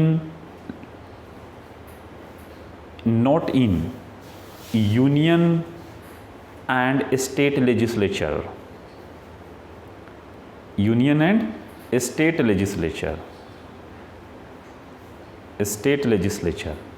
देखो पार्लियामेंट में और विधानसभा में अभी भी क्या है, वीमेन के नंबर्स नहीं हैं। और ये सब गवर्नमेंट के बॉडीज है ना, तो गवर्नमेंट के बॉडीज में अगर नहीं है वी द पीपल, तो दूसरे जगह कहाँ से डिमांड करोगे आप? बात समझ में आ रही कि नहीं? ये जो पॉइंट है ना, ये गवर्नमेंट के मुंह पर क्या है, तमाचा है एक तरह से। तो क्या होना चाहिए, वीमेन का नंबर्स बढ़ाने चाहिए। क्लियर हो गया कि नहीं हो गई? ये तो एक छोटा एग्जाम्पल, इसलिए कई तरह के एग्जाम्पल दोगे। पॉइंट नंबर नेक्स्ट 3 लिखोगे। पॉइंट नंबर नेक्स्ट प्लीज लिखो। नक्सलिज्म, नक्सल होता है, Naxalism, regionalism,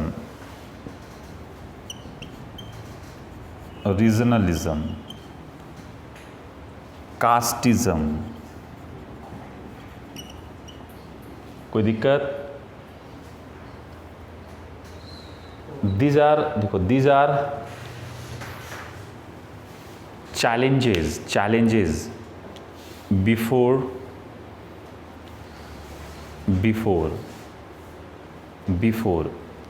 unity and integrity।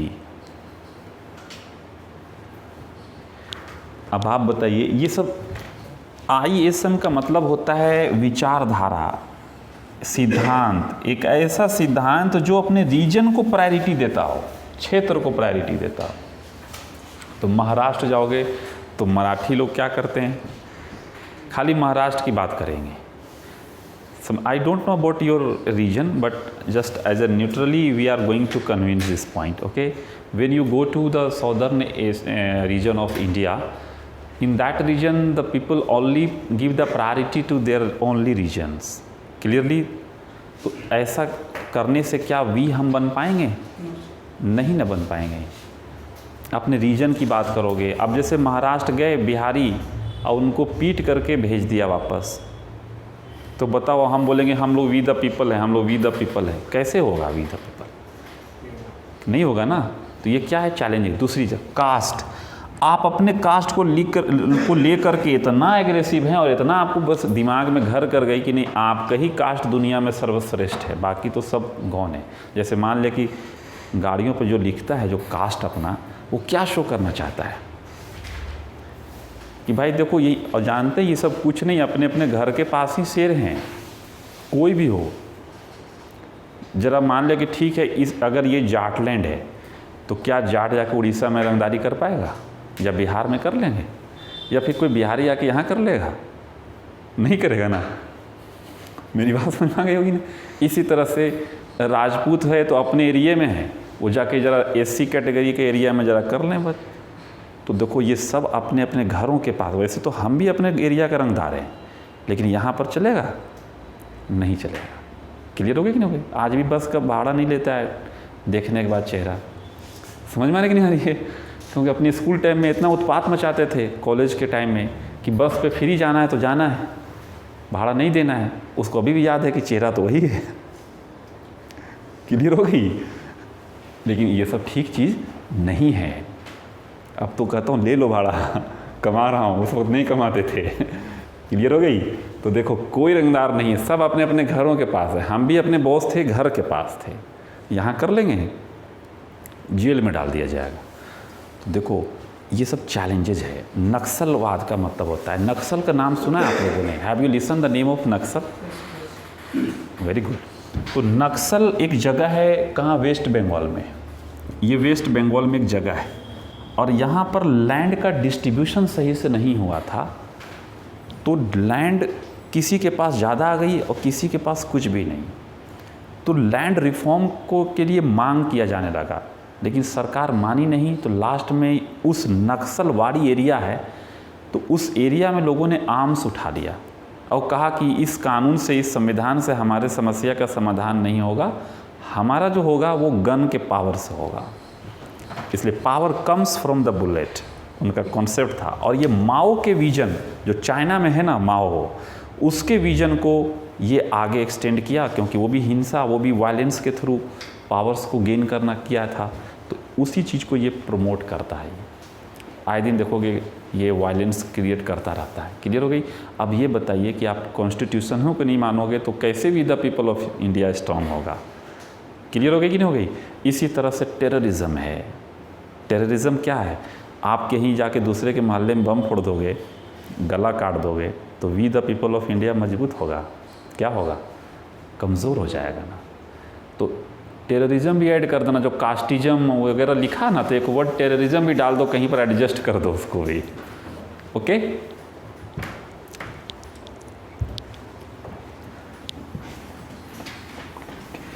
एक है देखो inequality. Inequality in the context of resources, in the context of resources. अब क्या है कि रिसोर्स के फ्यू हैंड में सेचुरेटेड हो रहा है क्लियरली, और कॉन्स्टिट्यूशन डिक्लेयर किया था कि फ्यू हैंड में सेचुरेटेड नहीं होगा, इसका डिस्ट्रीब्यूशन इक्वली होगा, तभी तो we the people of India strong होगा। तो लिखें please, inequality in the context of distribution of resources. Inequality in the context of inequality in the context of in the context of in the context of distribution of resources, distribution of resources।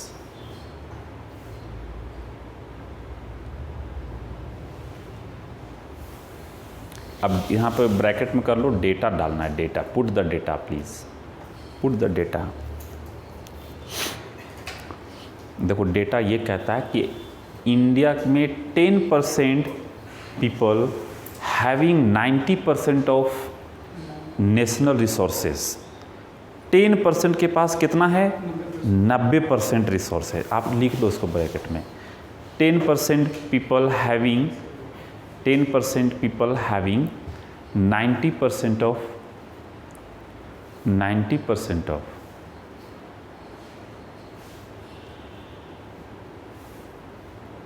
Resources. Clearly अब बताइए, inequality को promote करेगा या demote करेगा? क्या करेगा? डिप्रमोट करेगा। क्या करेगा? इनइक्वलिटी क्रिएट करेगा ना। रिसोर्स के दम पर खेल होता है। आप IAS हैं या नहीं हैं, अगर आपके पास रिसोर्स है ना ज़्यादा, तो प्रधानमंत्री भी हाथ जोड़ देगा आपके सामने। मुकेश अंबानी क्या है, रिसोर्स के दम पर ही तो प्राइम मिनिस्टर से मिलता है। हम लोग क्यों नहीं मिल पाते हैं? समझ में आ रही कि नहीं आ रही है? रिसोर्स का खेल है और रिसोर्स से पावर आता है। समझ में आ रही कि नहीं आ रही है? आज आप एडमिशन लेके पढ़ाई कर रहे हैं, आपसे भी उतना ही इक्वल में कई स्टूडेंट ऐसे होंगे जो उसके पास रिसोर्स नहीं होगा। तो पावर रिसोर्स से आता है। Do you agree not? Any problem? Good. ये था हमारा चैलेंजेज है। तो चैलेंजेज को रिपोर्ट को कोट करके, डेटाज को कोट करके लिखना है। अब रेमेडी बताओ, रेमेडी क्या हो सकता है, क्या क्या स्टेप लिया जाना चाहिए? तो गवर्नमेंट जितना काम कर रही है वो किस कॉन्टेक्स्ट में कर रही है, सबको इसी में बता देना है। जैसे अगर गवर्नमेंट सबको वैक्सीनेशन कर रही है फ्री में, तो एहसास नहीं हुआ कि अमीरों को लग गया और हमें नहीं लगा।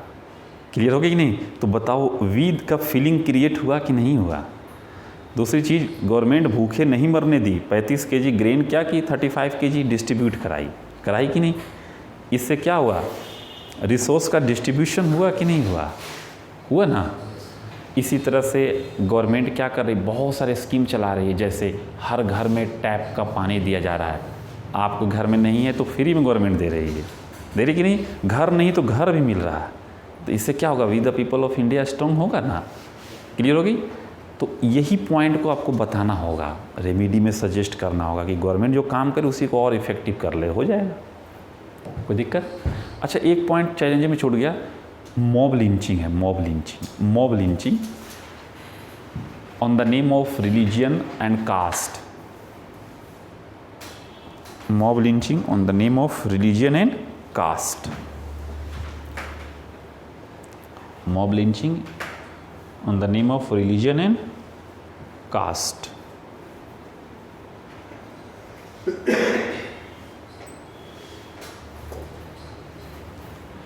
मुझे लगता है अब आप समझ में आ गई होगी बात। तो देखो, वी को खाली नहीं समझना, वी को समझने के लिए डायमेंशंस क्रिएट हो गया और उसमें चैलेंजेस कैसे आ रहा है ये देख लिया। और चैलेंजेस को बस जब पहचान लिया तो उसको रूट आउट करने के लिए आपको सजेशन देने हैं। अब आते हैं हम लोग इस पॉइंट पे, nature of the constitution. Clearly एक हेडिंग जरा डालो, nature of the constitution. Nature of the constitution. Nature of the constitution. Nature of the constitution.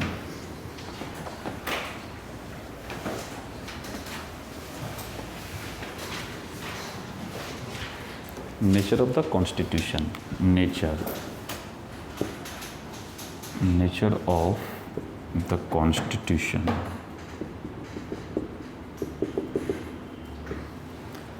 The first is sovereign.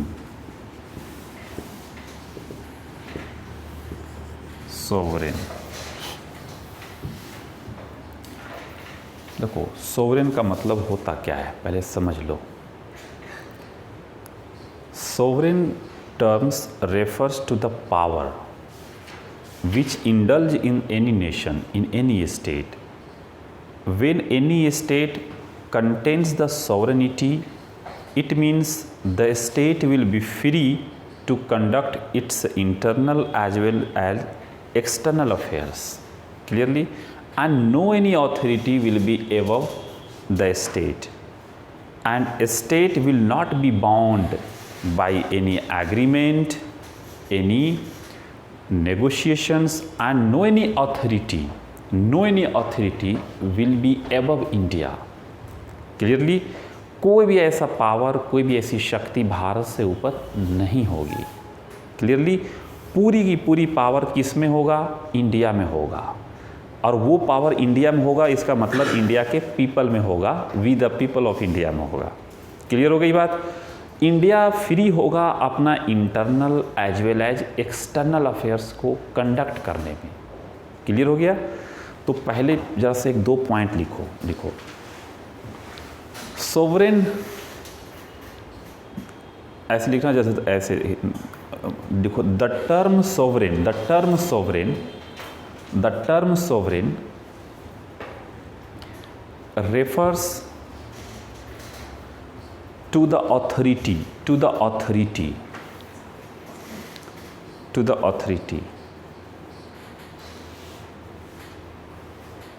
which is indulged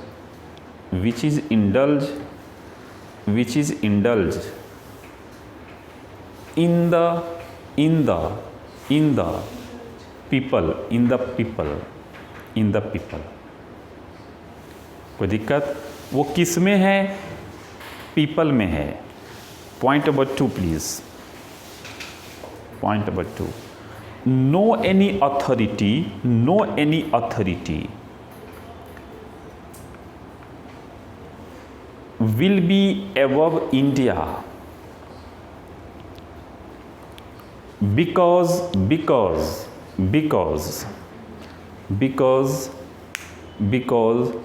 India is an independent state. Independent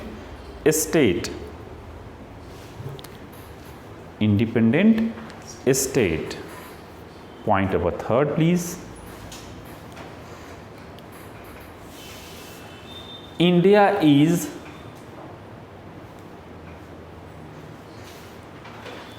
free to conduct its internal as well as external affairs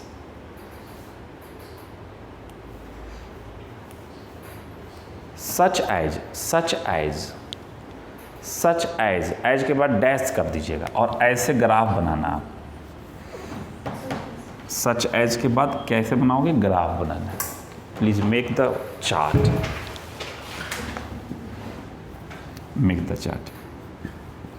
Internal affairs and external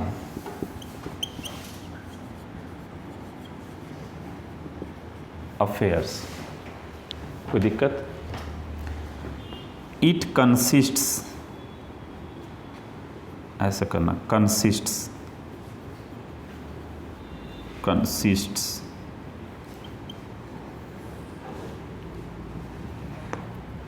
social, economic,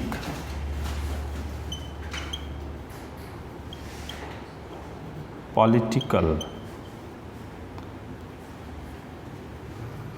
religious.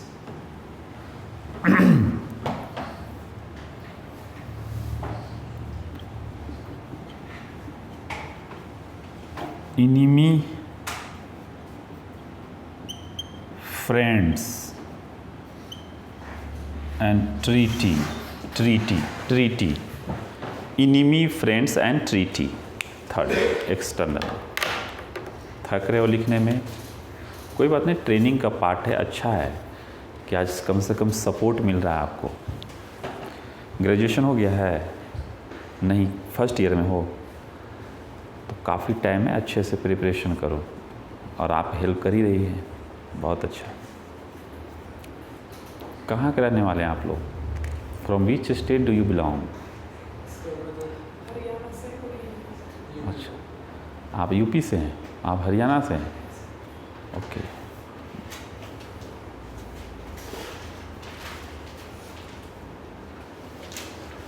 देखो, internal matter है ये कौन सा matter है? Internal है. Suppose that, जरा सा गौर से समझना ना तो मज़ा आ जाएगा आपको कि रियली में कुछ करने वाले हैं हम लोग. देखो, सोशल मैटर का मतलब होता है, सोशल अफेयर का मतलब होता है एडुकेशन. बस समझने के लिए मैं लिख रहा हूँ. Health. India is free to conduct its social affair. जैसे हमने क्या किया, कोविड-19 के टाइम में लॉकडाउन कर दिया. अपने सारे एरोप्लेन जो है वो रद्द कर दिए गए. कहीं नहीं अलाउड होगा टेक ऑफ करने के लिए या लैंड करेगा. कोई दिक्कत? हमने दूसरे कंट्री के लोगों को आने नहीं दिया, मना कर दिया. अब कोई कहता नहीं हमें आपके यहाँ नहीं आना है, तो हमने क्या कहा? नहीं, इससे इन्फेक्शन हो सकता है. हम फ्री हैं इंटरनल मैटर को कंडक्ट करने के लिए। क्लियर हो गई कि नहीं हो गई? तो अपनी मर्जी से लॉकडाउन लगाया, अपनी मर्जी से डील किया चीज़ों को। कुछ क्लियर हो गया? अगर सोवरेन नहीं होते तो आपको कोई भी फॉरेन नेशन डील कर सकता था। ओके, इसी तरह से एजुकेशन पॉलिसी बनाते हैं लेकिन अमेरिका कहेगा कि नहीं, you should include such topics which are the part of United State of America. तो इंडिया एक्सेप्ट करेगा? नहीं करेगा। तो इस तरह के मैटर्स को डील करने के लिए इंडिया फ्री है। इकोनॉमिक मैटर का मैं एग्जांपल देता हूँ आपको। Now the India has set the target to achieve the zero carbon. Have you listen the name? India has set the target to achieve the zero carbon by 2070 clearly, and India will generate the 500 gigawatt electricity through renewable resources, and out of 280 gigawatt out of 500 from solar system. Any problem? When the India has set the target to generate the electricity from the solar system 280 gigawatt, United States of America eager to pressurize to India to import more photovoltaic cell. Photovoltaic cell, that is the part of solar system, clearly from the United States. And India already has launched the Make in India program. Make in India refers that India will promote the indigenous industries and manufacturing sectors. Clearly, everything will be made in India. But United States was pressurizing to India for importing. At that time, our foreign ministers strongly reacted that United States should remember that India is a sovereign country and it's our internal matter. India will decide I should import or not. कुछ clear हो गई कि नहीं हो गई? देखो, matter कौन था? इकोनॉमिक था, इंटरनल मैटर था। अमेरिका कह रहा था मुझसे मंगा लो, इंडिया ने कहा सोवरेन कंट्री, आपको याद रखना चाहिए। मेरी बात समझ में आ गई कि नहीं आ गई? इसी तरह से देखो, आप सुनते होंगे, गवर्नमेंट एक लॉ बनाई है, फूड सिक्योरिटी एक्ट, खाद्य सुरक्षा जो उसको बोलते हैं, यानी भूखा नहीं मरेगा देश में कोई, ऐसा कानून है। तभी तो 35 kg ग्रेन्स डिस्ट्रीब्यूट कराए जा रहे हैं आपको, और वो भी कितने रुपये पे? 3 रुपीज़ पे, एंड 3 रुपीज़ एंड 2 रुपीज़ पर kg rice and wheat. Clearly USA ने कहा कि नहीं, आप हमारे यहाँ से भी मंगाइए। इससे क्या हो रहा है? आप MSP भी दे रहे हैं किसानों को, किसान ज़्यादा प्रोड्यूस कर रहा है, और ऊपर से आप फिर लोगों को बांट भी रहे हैं, और इससे हमारा निर्यात नहीं हो रहा, यानी आप हमारे यहाँ से ग्रेन मंगाएं। क्लियर हो गई कि नहीं हो गई? तो बताओ कि अगर गवर्नमेंट इस पॉलिसी को गिव अप कर देगी तो लोग मर जाएंगे ना भूखे। क्लियर हो गई कि नहीं हो गई? तो इंडिया ने कहा इंटरनल मैटर है हमारा। क्या है? इंटरनल मैटर है। No any country would be allowed to interfere. Clearly? इसी तरह से पॉलिटिकल है। अब मान लो, imagination only, the Chinese government will give the 15 lakh per person, per householder, to influence the people, especially against the democracy. What will happen? And they will suggest us, when the election will come, you should not participate and try to oppose it and try to demand the communist systems which has been adopted by the China and Russia, etc. That will be the interference in politics or not? Political system. You can also imagine that when the election is conducted across the country, no any other political personality from the abroad nations, from the foreign nations, would be allowed to campaign in the favor of any political parties. कभी देखा किसी विदेशी को बुला के चुनाव प्रचार कराते हुए? नहीं। If any foreign personality will participate in the election campaign, it will be things that it will be violation of political sovereignty। Clear हो गई कि नहीं हो गई? ये हो जाएगा लॉस, और ऐसा करने नहीं दे सकते। तो हम लोग चाहे जैसे चुनाव करें, अपना ही कराना है। इसी तरह से रिलीजियस मैटर है। रिलीजियस चाहे कोई भी हो, ये डील होगा, कौन करेगा डील? इंडिया ही करेगा। समझ में आ गई कि ना आ गई? जैसे India has made the law to abolish the triple talaq, instant triple talaq. Clearly, that was related to the Islamic philosophies, Islamic practices, according to the rules. But no any Islamic country has interfered because it is the part of internal matter that will be carried out through the constitution. ये बात समझ में आ रही है आप लोगों की नहीं आ रही है? हाँ। अब यहाँ पर चलते हैं, मज़ा यहाँ आएगा। इनिमी और फ्रेंड्स और ट्रीटी। देखो, इनिमी कहने का मतलब होता है if any foreign nation harms your national interest, it will be declared enemy state. अगर कोई भी देश आपके नेशनल इंटरेस्ट को हार्म पहुँचाता है तो वो क्या हो जाएगा? वो इनिमी हो जाएगा। इनिमी कौन है अभी? ये डिक्लेयर इंडिया अभी तक किसी को नहीं कर रखा है। बोल सकते हैं, वो अलग चीज़ है। लिखा हुआ कहीं पर ऑफिशियली डिक्लेयर नहीं किया है। इसलिए नहीं कर पाओगे क्योंकि ये आपका नेबरिंग कंट्री है, और नेबरिंग कंट्री को इनिमी नहीं डिक्लेयर किया जा सकता। हमेशा याद रखिएगा इस बात को। अगर चाइना डिस्टर्ब हो जाएगा, अगर पाकिस्तान डिस्टर्ब हो जाएगा, तो उसका इम्पैक्ट आपके ऊपर भी पड़ेगा। अगर देखो कितना इनिमी होते हुए फिर भी कोविड का वैक्सीन पहुंचाया पाकिस्तान की नहीं। वहाँ जो वैक्सीनेशन हुए हैं वो किसके वैक्सीन थे? इंडिया ही में मैन्युफैक्चरिंग हुआ, हमारे गवर्नमेंट दी है। क्लियर हो गई? तो ऑफिशियली नहीं डिक्लेयर किया है, लेकिन हिडन वे में हम लोग क्या करते हैं? एक्सेप्ट करते हैं इस चीज़ को। On the ground of that if the nation harms our national interest. Clearly?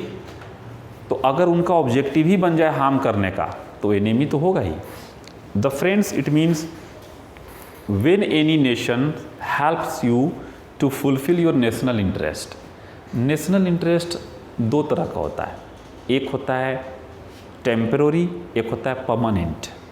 Permanent का मतलब होता है जैसे सिक्योरिटी ऑफ द नेशन, हमारा राष्ट्र से सुरक्षा से खिलवाड़ नहीं हो सकता, भले भूखे मर जाएं, ऐसा कहते कि नहीं हम लोग? ये हो गया परमानेंट हो गया। सिक्योरिटी ऑफ द पीपल, लोगों की सुरक्षा, परमानेंट हो गया, इससे कोई समझौता नहीं हो सकता। और टेम्पररी होगा कि जैसे अभी चावल, अभी दाल नहीं घट जाए कंट्री में, पल्स ना हो, तो आप इंपोर्ट कर सकते हैं। मस्टर्ड ऑयल का अगर क्राइसिस हो जाए, स्कैरसिटी हो जाए, तो आपको जो हेल्प करेगा वो क्या है? टेम्पररी। फिर 2 महीने के बाद प्रॉब्लम सॉल्व हो जाएगी। तो कुछ नेशनल इंटरेस्ट जो है, ज़्यादातर नेशनल जो इंटरेस्ट हैं वो होते हैं टेम्पररी होते हैं। मैं इंटरनेशनल रिलेशन जब पढ़ाता हूँ ना तो उसमें बताता हूँ आपको। पर यहाँ पर जो भी नेशंस आपको प्रमोट करेगा, आपके नेशनल इंटरेस्ट को फुलफिल करेगा, वो क्या कहलाएगा? फ्रेंड कहलाएगा। क्योंकि जो फ्रेंड होगा वही आपको पैसे दे सकते हैं। आप दिल्ली में इतना लोग जानता है, लेकिन आपको अगर कुछ घटेगा कौन देगा? आपको दोस्त देगा। क्लियर हो गई? तो यही रीजन होता है, वो फ्रेंड्स कहलाता है। और ट्रीटी, देखो, there are various organisation has made some obligation for the treaty, and also India tried to make such relation with other foreign nations, especially through the treaty and memorandum of understanding. But India is not bound to sign any treaty if the treaty harms our national interest. Clearly, if India thinks that this treaty will be helpful to fulfill our national interest, definitely our government will sign it, otherwise it will reject. The best example is that in the year of 2021, when our Prime Minister visited to the Bangkok, and when the treaty was RCEP, Regional Comprehensive Economic Partnership, was going to be signed by the ASEAN countries and India, but at the last moment our honorable Prime Minister has refused to sign because he has given the ground this treaty will harm our national interest in the form of farmers' interest. Clearly, therefore, India will wait and watch. It will take time.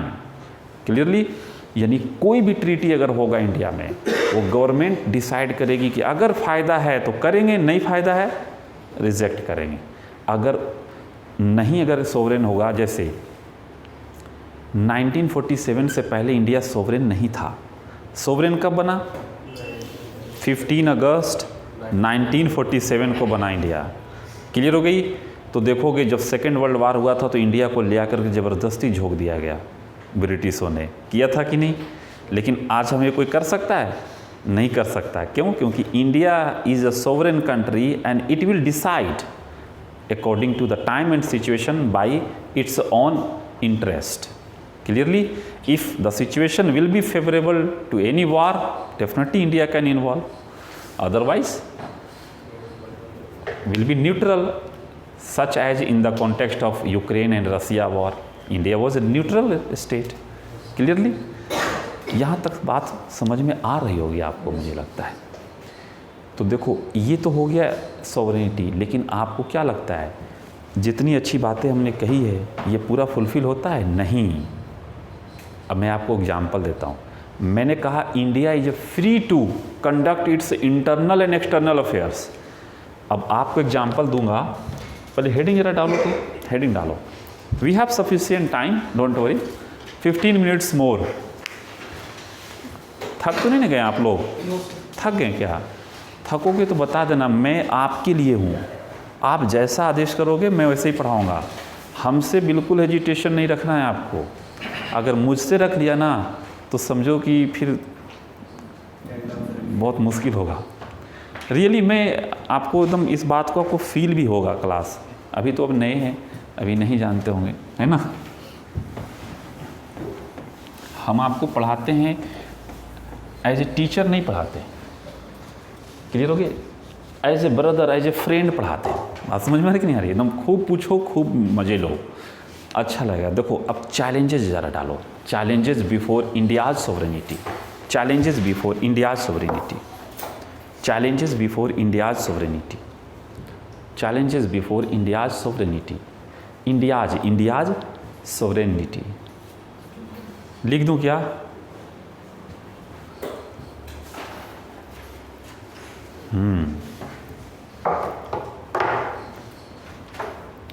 देखो पहले समझना है मेरी बात। Point number 1 जो मैं समझाने जा रहा हूँ, आपने देखा होगा इंडिया का ये मैप है। कश्मीर देख रहे हो क्या? ये है POK, ऐसे है POK। इसका मतलब है पाकिस्तान ऑक्युपाइड कश्मीर। और ये है अक्साई चीन। क्लियर हो गई? चीन के कब्जे में, ये पाकिस्तान कब्जे में। 65% जो J&K का जो है ना वो इंडिया के कब्जे में है। 35% किसके कब्जे में? पाकिस्तान के कब्जे में है। अब जरा सा देखो, ये तो पाकिस्तान के साथ हमारा विवाद चल रहा है 1947 से, ये तो चलेगा, थोड़ा सा मान लेते हैं। भाई भाई का बंटवारा है, हो सकता है 10 साल बाद जाके सोल्व हो। लेकिन यहाँ पे बदमाशी क्या है, हम अपने मैप में इसी को डिक्लेयर करते हैं। 2019 में इंडिया, देखो भारत के पार्लियामेंट के पास ही ओनली पावर है कि इंडिया का पॉलिटिकल मैप को रिलीज करेगा। नो अथॉरिटी अगर है, कोई दूसरा अथॉरिटी नहीं है, only the parliament has authority. Clearly? तो 2019 में नया मैप रिलीज किया है पार्लियामेंट ने। कब किया था? जब J&K से आर्टिकल 370 को रिपील किया ना, उसके बाद किया था। तो देखो जब ये हमने आ रहा जो पॉलिटिकल मैप ऐसे ही है। अब इस मैप में देखो POK है, और चाइना ने क्या किया है, CPEC बना दिया है। क्या बनाया है? CPEC, China Pakistan economic corridor. एक सड़क है, बना दिया है। और ये सड़क कहाँ से गुजर रही है? POK से गुजर रही है। POK है किसका? हमारा है। एक ऐसा लोग जो आपके घर से, आपके कैंपस के अंदर से कोई रोड बना दे बिना आपसे पूछे हुए, तो कैसा लगेगा आपको? इसका मतलब है कि डायरेक्ट चुनौती दे रहा है आपको, डू यू एग्री और नॉट? वो चैलेंज क्रिएट कर रहा है, तो इसका मतलब है कि कहीं ना कहीं सोवरेनिटी हमारी डैमेज कर रहा है ये। जब एक नहीं डरेगा तो दूसरे कंट्री को क्या लगा, अच्छा इसका तो कुछ बिगाड़ ही नहीं रहा है, तो हम भी कल होके बना लेंगे घर, डू यू एग्री और नॉट? तो देखो चाइना का जो सीपैक है ना, चाइना पाकिस्तान इकोनॉमिक कॉरिडोर, ये कम्प्लीटली हमारे सोवरेनिटी के लिए एकदम चैलेंज है, खतरनाक नंबर वाला चैलेंज है ये। क्लियर हो गई? नंबर 1। नंबर 2 देखो, ये हमारा 65% लैंड है और इस 65% में टेररिज्म को प्रमोट कर रहा है। कौन कर रहा है? पाकिस्तान कर रहा है। अगर आपके घर में कोई झगड़ा लगा दिया करके और बार बार कर रहा हो यही काम, रिपीट कर रहा हो, तो इसका मतलब है कि आपके घर में कंप्लीटली दखल अंदाजी दे रहा है। क्लियर हो गई कि नहीं हो गई? ये क्या है? चैलेंजिंग है कि नहीं? हमने कहा अब टेररिज्म जब बढ़ेगा तो हेल्थ भी प्रॉब्लम आएगी, एजुकेशन प्रॉब्लम आएगी, इकोनॉमिक सिस्टम कोलैप्स करेगा वहाँ, क्लियर पॉलिटिकल होगा, रिलीजियस पॉइंट ऑफ व्यू सारे क्लैश कर जाएंगे। इसका मतलब है कि ये इंटरफेयर है कि नहीं है? क्लियरली। दूसरी चीज़ आप देखोगे, मैं मैप बनाता हूँ जरा इंडिया का, मैं सब समझा दूंगा, लिख दूंगा आपको, ओके? देखो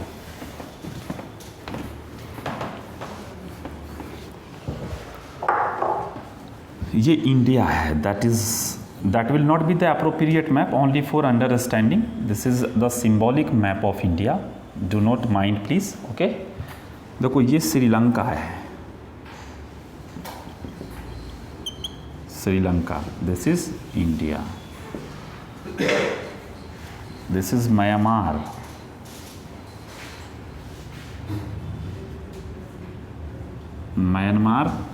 and it is Pak, and this is Bangladesh. देखो यहाँ पर क्या है, यहाँ पे चिटगाम है, क्या है? चिटगाम पोर्ट है ये। यहाँ पर सितवे है, सितवे पोर्ट है। हम्बन तोता है, हम्बन तोता है। ये गवादर है। क्लियर हो गई? और ये सारा पोर्ट को चाइना ने क्या किया है, ये डेवलप किया है। अब ऐसे लग रहा है जैसे इंडिया मर गया है, उसका माला टांग देते हैं ना मरने के बाद, देखते हो क्या घरों में लगता है, दादाजी परदादा जी के लगता है कि नहीं? तो देखो ऐसे ही लग रहा है। अगर कोई आपके घर है, आपका घर जहाँ आप रहते हो, और आपके घर के बगल में हर वक्त 4 लौंडे खड़े रहे, सुबह शाम दोपहर, यानी सिक्योरिटी फोर्सेस वाला खड़ा रहेगा, वो भी गन के साथ, और पूरा जो आर्म्स होता है ना, नेवी अगर है तो नेवी के पास सब कुछ रहेगा, तो आपको समझ जाना चाहिए कि आपके लिए ये खतरा है और ये चैलेंज क्रिएट कर रहा है। कुछ क्लियर हो गई कि नहीं हो गई? देखो एक पर्सन ऐसा है जो हर वक्त घर में, बगल घर में लाउड स्पीकर बजाता हो, तो आपको क्या लग रहा है? वो डर रहा है आपसे, और वो आपके इंटरनल मैटर में डिस्टर्बेंस क्रिएट कर रहा है। वो क्यों? सोओगे नहीं, नींद नहीं पूरी होगी, चिड़चिड़ापन आएगा कि नहीं? रात वक्त शोर में बच्चे पढ़ाई नहीं कर पाएंगे, और वो लगातार बजा रहा तो बजा रहा, इसका मतलब है वो हमसे डर नहीं रहा है। क्लियर हो गई कि नहीं हो गई?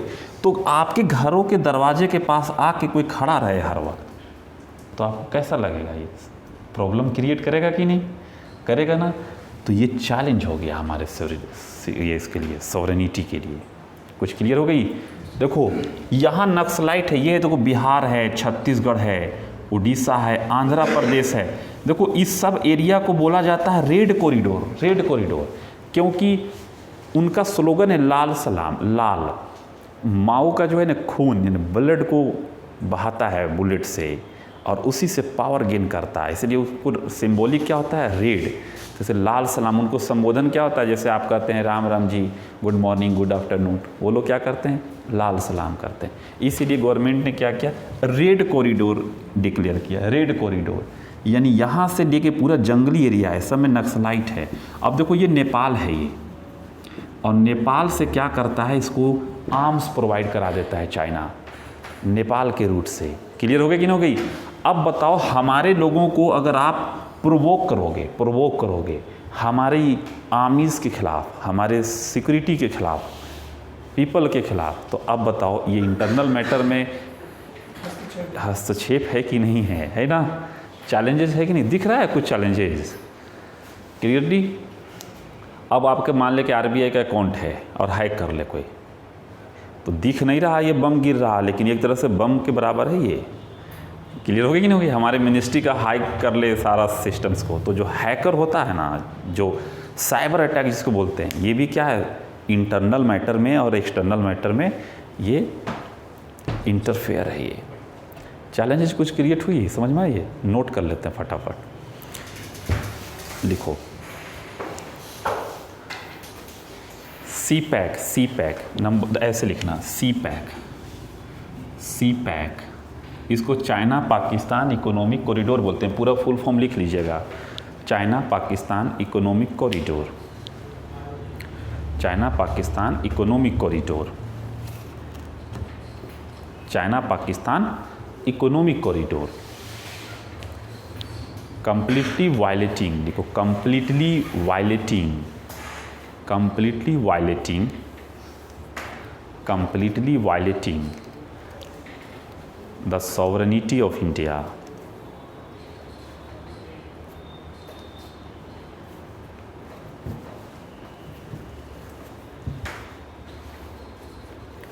पॉइंट नंबर 2 लिखो, POK still under the Pakistan,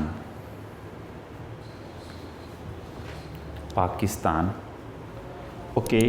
point number 3 लिखना, देखो इसको बोला जाता है स्ट्रिंग ऑफ पियर्स। पियर्स का मतलब मोती होता है, समझ में नहीं? ये छोटे छोटे मोती की तरह दिख रहा है समंदर में, इसीलिए इसको नाम दिया गया string of pearls. UPSC mains में पूछ चुकी है इस क्वेश्चन को, मैं और डेप्थ में पढ़ाता हूँ जब आपको इंटरनेशनल रिलेशन पढ़ाऊँगा तो, पर यहाँ पर आपको लक्ष्मीकांत इस सब में नहीं मिलने वाला, लेकिन हमें एग्ज़ाम के पॉइंट ऑफ व्यू से प्रिपरेशन कर रहे हैं, तो इसलिए लिखना पड़ेगा। इसको लिखो, string of pearls policy of China is threat to India's sovereignty,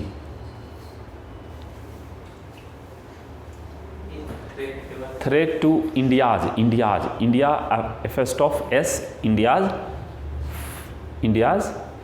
sovereignty. Next point,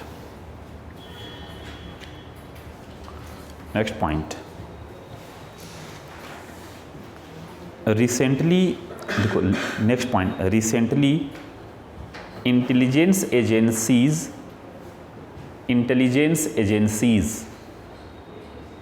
given the input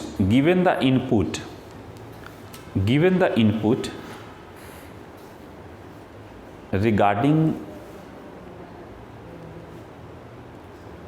the link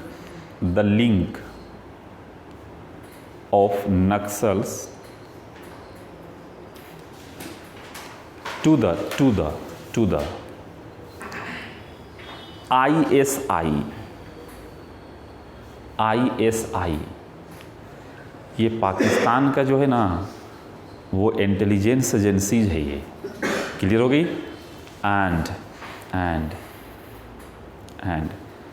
and groups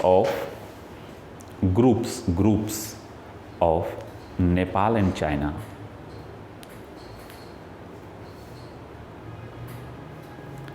okay, next point, cyber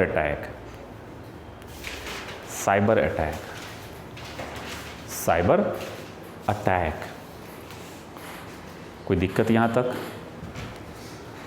तो देखा, सोवरेनिटी का मतलब बताया कि कोई कुछ नहीं कर सकता, हमें इतना पावर है। और यहाँ पर क्या दिख रहा है? सब लोग इंटरफेयर कर रहे हैं। तो आपको क्या एक्सेप्ट करना कि रियल में है? नहीं, इंडिया ये सारा चैलेंजेस को रूट आउट करने की कोशिश में है। समझ में आ रही कि नहीं आ रही है? पर ये चैलेंजेस है, इसको आप ये नहीं कर सकते कि चैलेंज नहीं, क्योंकि ये तो साफ दिखता है ना। आरसीपी कहाँ से गुजर गया? पीओके से गुजर गया। चाइना पूछा तक नहीं आपसे, आपके घर के अंदर से कोई रास्ता बना ले और आपसे पूछे नहीं, मान ले कि खेत ही हो मेरा और मेरा खेत है, हमने कहा कि देखो फसल लगा हुआ है, आपको नहीं एंट्री करना है, और वो बिना पूछे हुए जा रहा, बार बार आ रहा जा रहा, इसका मतलब है कि वो बिल्कुल क्लियर हो गई। तो ये था। तो एक क्वेश्चंस बनता है, ज़रा क्वेश्चन लिख लीजिए आप, है ना। Discuss the India's sovereignty, discuss the India's sovereignty and highlighted the challenges before it.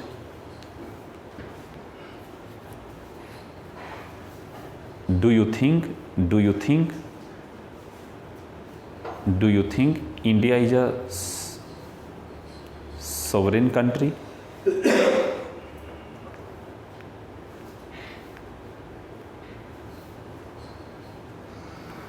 Okay, तो आपको समझ में कहानी आ गई होगी। ओके, तो थैंक यू वेरी मच।